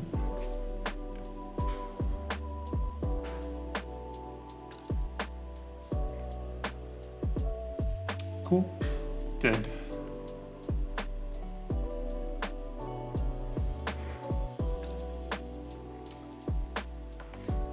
So at this point, you've seen the combo a couple of times. Gifts Ungiven, if you only pick 2 cards, will put both of the cards in the graveyard. Because we have Necrotic Ooze in our hand, we put Skirge Familiar and Asmodeus into our graveyard, and then we can just play Necrotic Ooze next turn and win the game.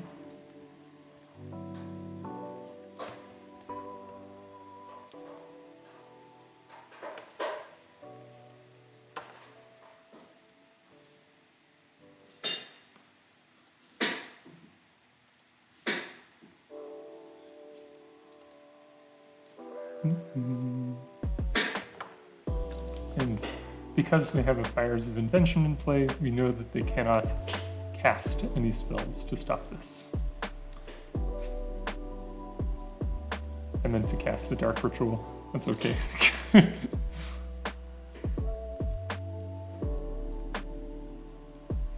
Oh, we messed up. If they have, like, the bounce guy. Yeah, here comes the... Let's add some mana. If we find a Dark Ritual, we can just keep going. Also, if we had kept black up, we could have kept going. So it goes. Alright, well, they get one more turn.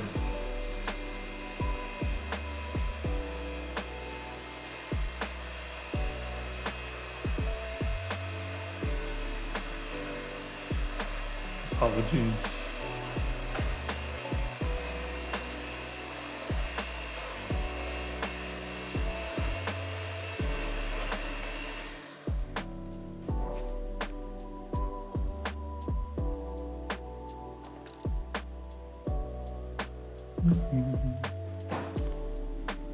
Now, if they get a Graveyard Hate spell, that's still fine, because we can just Buried Alive plus Ooze. Yeah, we can Buried Alive for our last Ooze and our backup Skirge Familiar plus Asmodeus.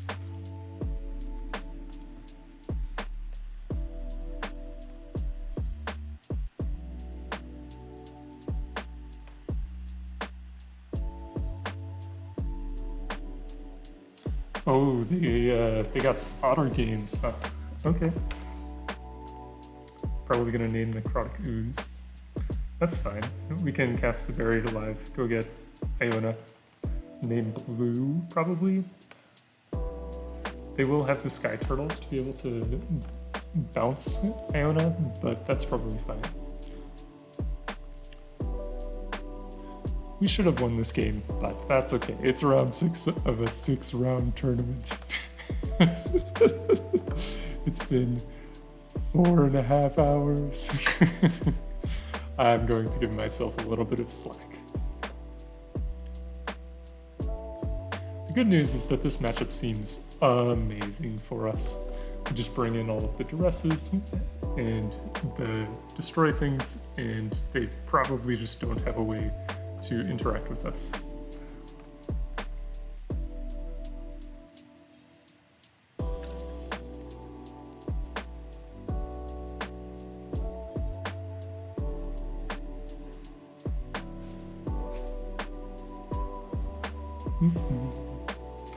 All right, let's cast this here, Buried Alive.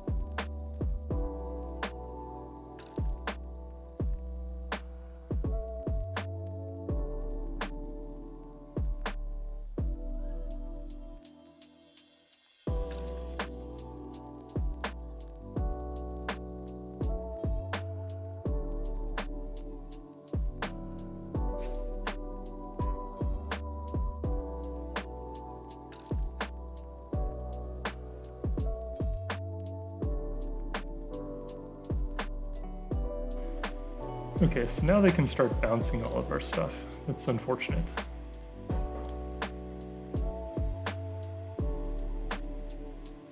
Means we are probably dead, but we'll keep going.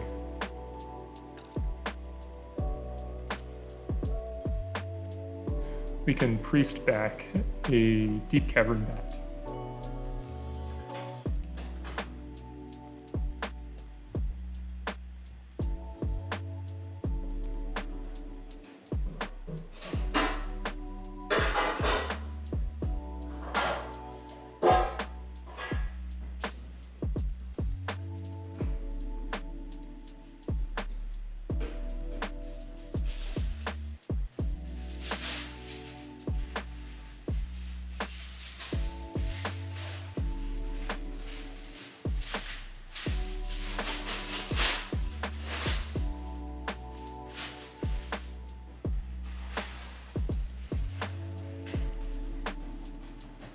Like, if they don't have another land here, then we can snipe the bounce turtle out of their hand.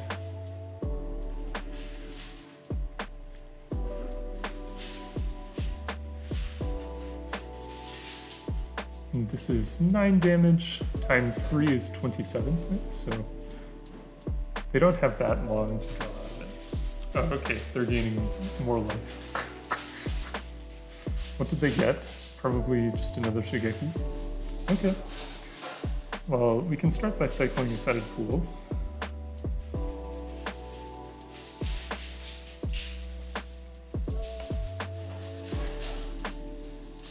And then let's use our Priest of Fell Rites to take a quick look at their hands. Oh, notably, when we bring back Borborygmos eventually, we can just smash them in the face with the lands that we have in our hand. I think step 1 is using Deep-Cavern Bat to take their bounce. Cool, yeah. So they can gain a lot of life by looping the Shigeki, but without the Sky Turtle, I don't think they can do much. So let's just go ahead and get back to Borborygmos. Attack with their Iona, and hope they don't draw something next turn. Right now, none of the cards in their hand are castable. Yeah.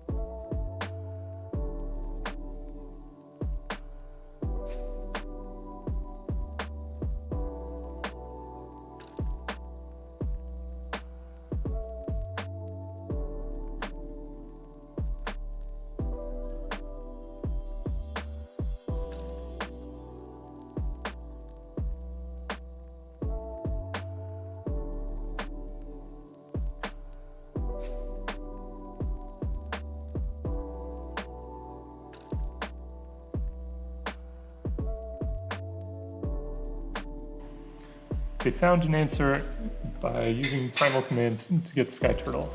So at this point, we are probably dead. Yeah, they bounced the Iona, and then used the Inscription to bounce the Borborygmos.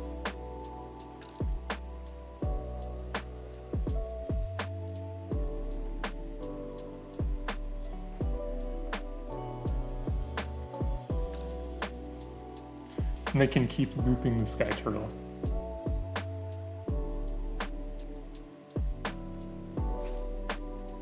Maybe they'll make us happy and cast the Sky Turtle. Nope. Okay, cool. I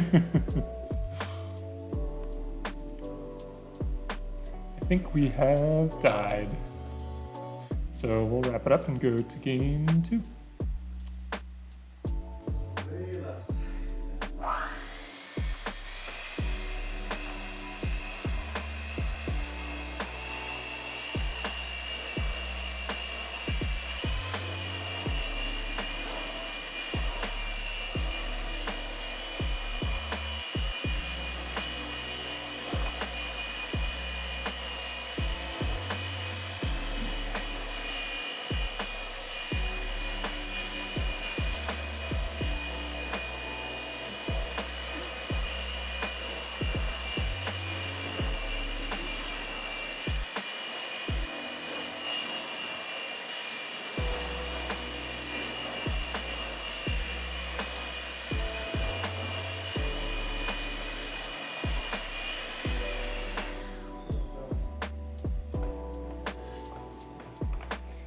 cool.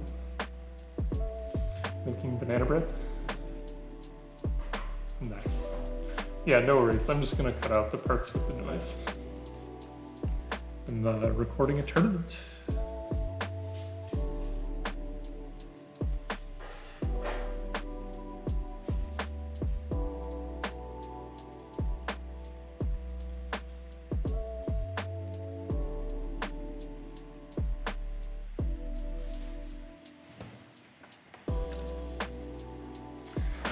Alright, we've won the die roll, but have no black mana, so we're gonna mull this. I think we'll keep this. It's got a discard spell, a reanimation spell, and a... I don't think the Rotting Rats is gonna do much, but I would much rather have that instead of the Asmodeus.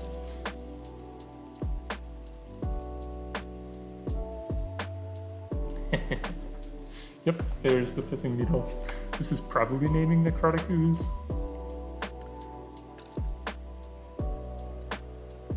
Which is a mistake. A mistake many people make.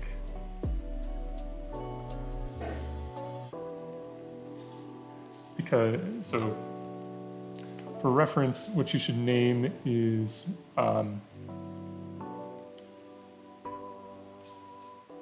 Scavenger Grounds is good.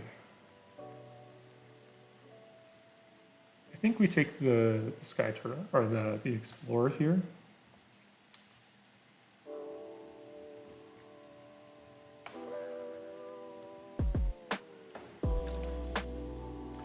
It might be Priest of Felright's beat down time.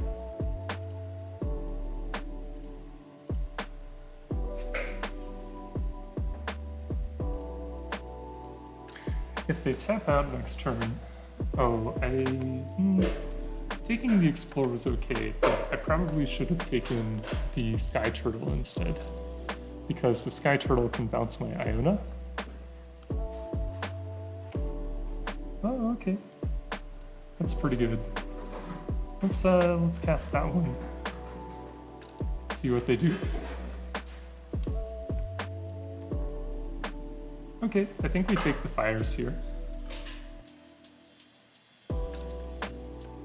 Plow Under is annoying, but not the end of the world. And then we can just attack.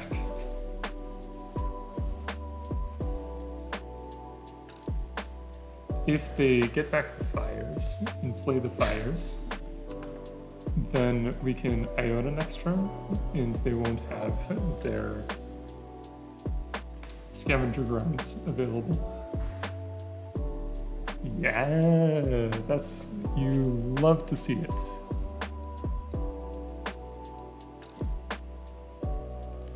Okay, so no more Sulphur Falls. They still have the Hinterland Harbor in hand. They have a Plow Under in hand. They have a Fires of Invention and one unknown card. So, smart.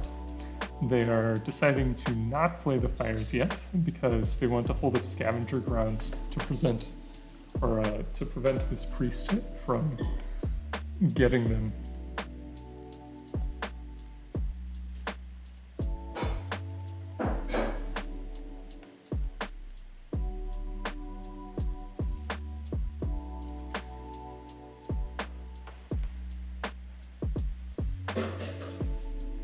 If they wait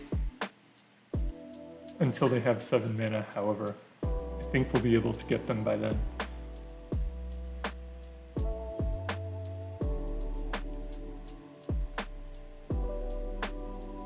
Okay, here's something. Okay, they're casting fires, and then they'll probably cast a Plow Under as their second spell. Good news for us, because we are going to play an Iona.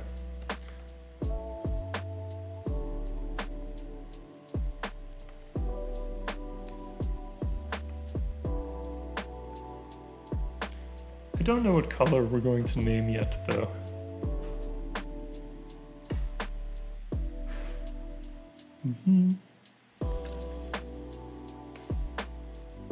Thank you, excellent 3-color mana base, for letting us do the things that we want to do, even after getting 2 of our lands removed.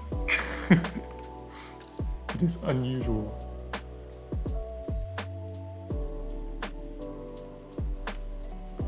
Alright, opponent has activated my trap card.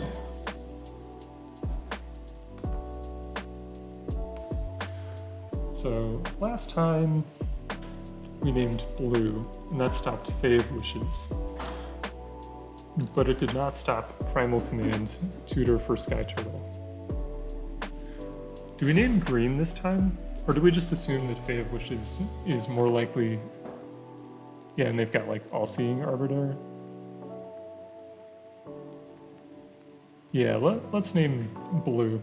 I think they're more likely to disrupt us with blue cards than they are with green cards.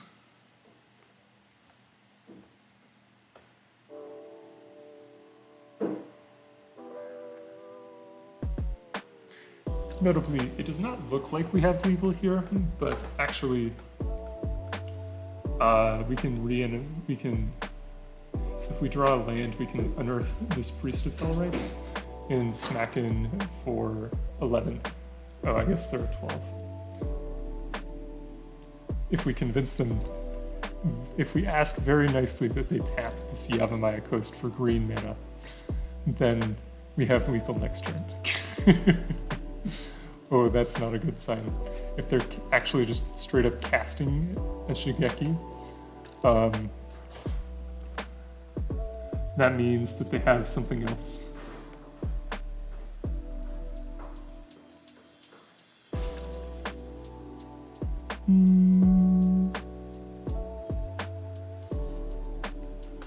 Maybe it's a 6-mana spell that they can't cast, and they're hoping that the Shigeki will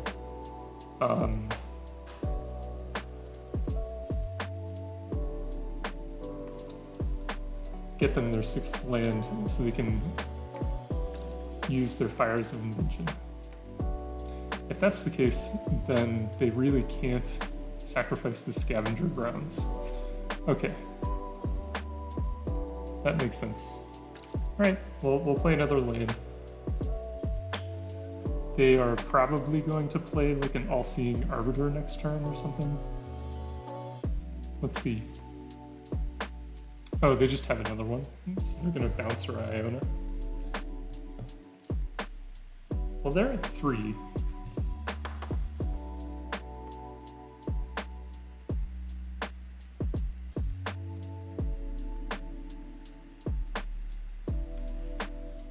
And we have a Deep-Cavern Bat attacking next turn, so they don't have too much time.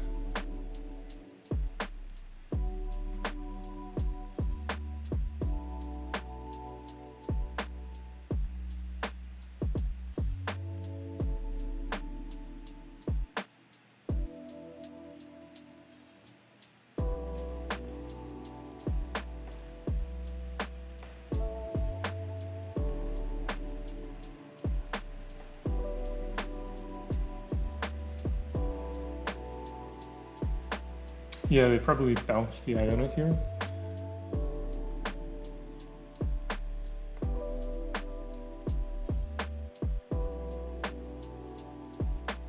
That lets them cast blue spells.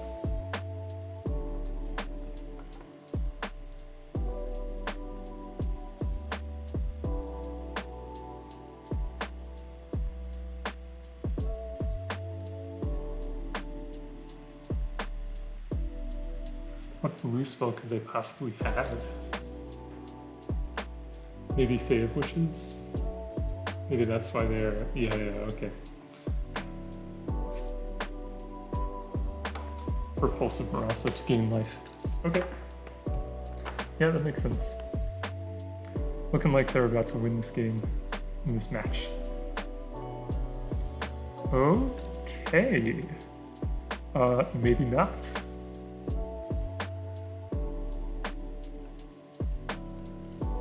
Second bat is an excellent draw here. But they're gonna... Yeah.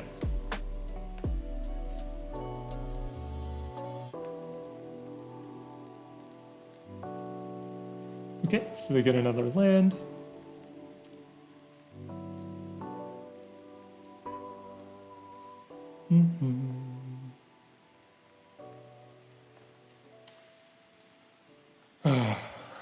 Alright, we are dead.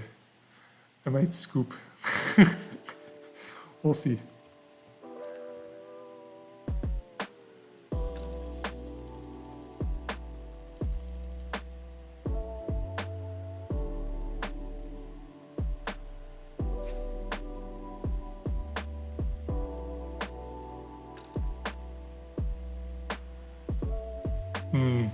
If I had taken a non-explore card here, then they would not have been able to play the fires.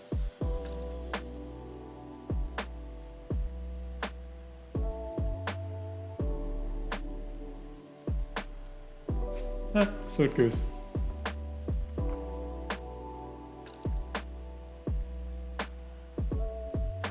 I guess we're not dead yet. Like, they haven't cast Slaughter Games yet.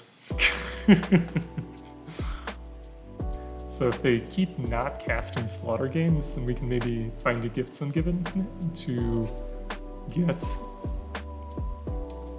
the cards that we want into our graveyard.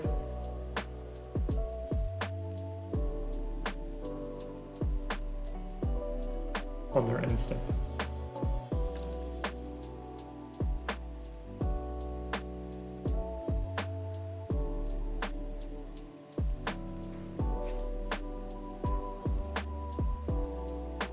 That's a good draw.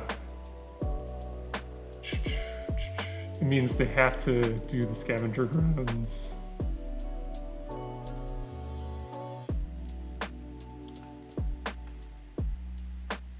They have to lose a land, which is ultimately not a big deal for them.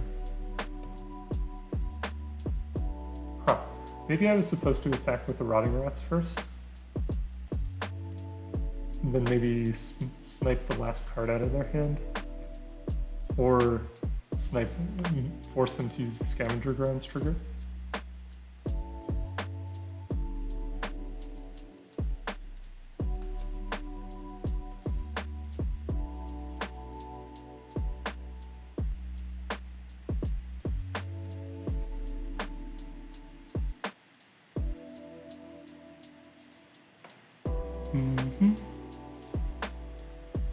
No blocks.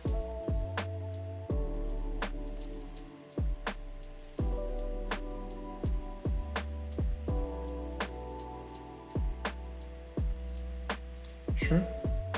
So that's spell number 1. Oh, rip. Okay.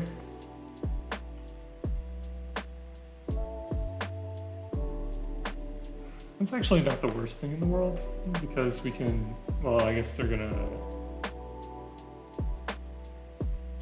play a bunch of cards now.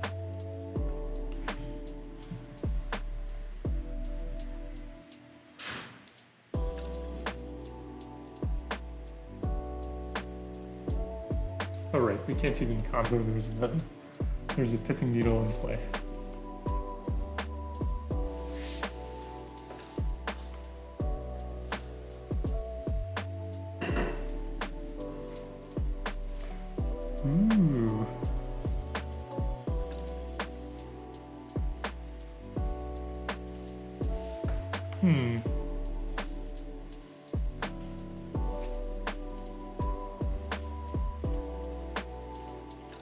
Let's play this one.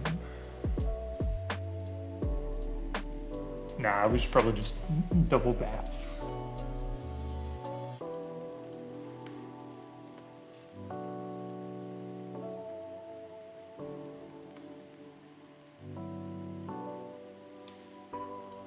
Take the fires. Make them play fair.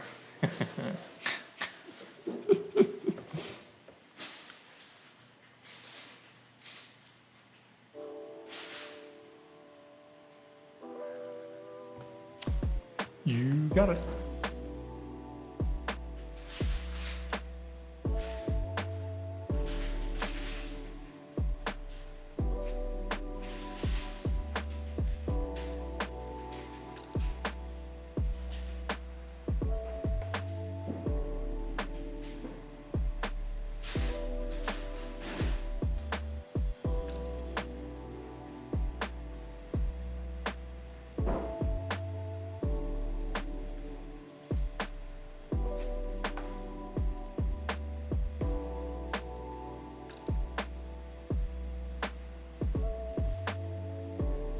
Yeah, I think if I were to sideboard for this deck again, I would bring in more Graveyard Hate, because if we can exile their Shigekis and friends, then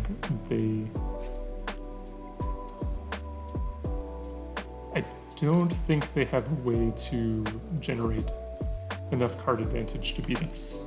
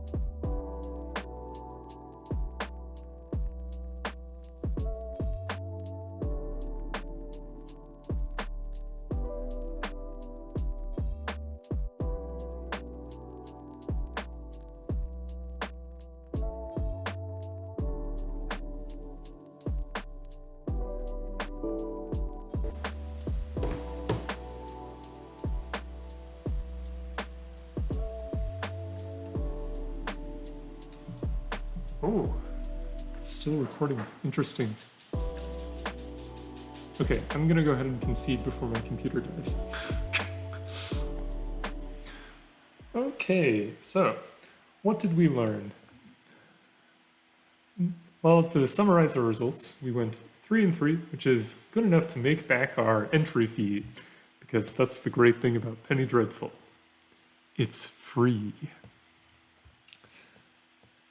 Other than that, we learned that this deck is pretty powerful. We comboed on turn 3 a couple of times throughout the tournament. However, it is a little soft to Pithing Needle effects when they name Necrotic Ooze. We can still reanimate an Iona or a Borborygmos, but the metagame in the format does not care too much about either of those cards. Either the channel abilities or just having multiple colors means that Iona is not that great. The deck definitely beats up on the creature aggro decks. Between the Wraths and the ability to combo on turn 3, we are able to generate enough tempo that we can eventually win the game. I think that this deck also got hurt by the presence of the Lamplight Phoenix Altar deck in the metagame, because everybody else is playing Pithing Needles to beat that deck, and Pithing Needle, it turns out, also good, oftentimes good enough against this deck. So how would I change things? The Wraths are good in a creature meta, but it seems like the metagame is developing into more of a combo control meta. So I would likely replace these Wraths with something that interacts with those combo control decks. Either more discard, or maybe some of the spot removal that we have over here in the sideboard. Yeah, I'm not entirely sure what I would replace the Wraths with, but I think having 4 Wraths is probably not necessary in the metagame as it stands. The other option is to go a bit less all-in. Right now, we have many slots dedicated to Necrotic Ooze in the combo. If we were to swap those out for more normal control cards, like Kaya, Ghost Assassin, for example, then maybe we would be able to stop our opponent from comboing long enough to get our combo into play. So, yeah. The deck was very fun to play, and we got to pop off a couple of times. So, feel free to take it for a spin.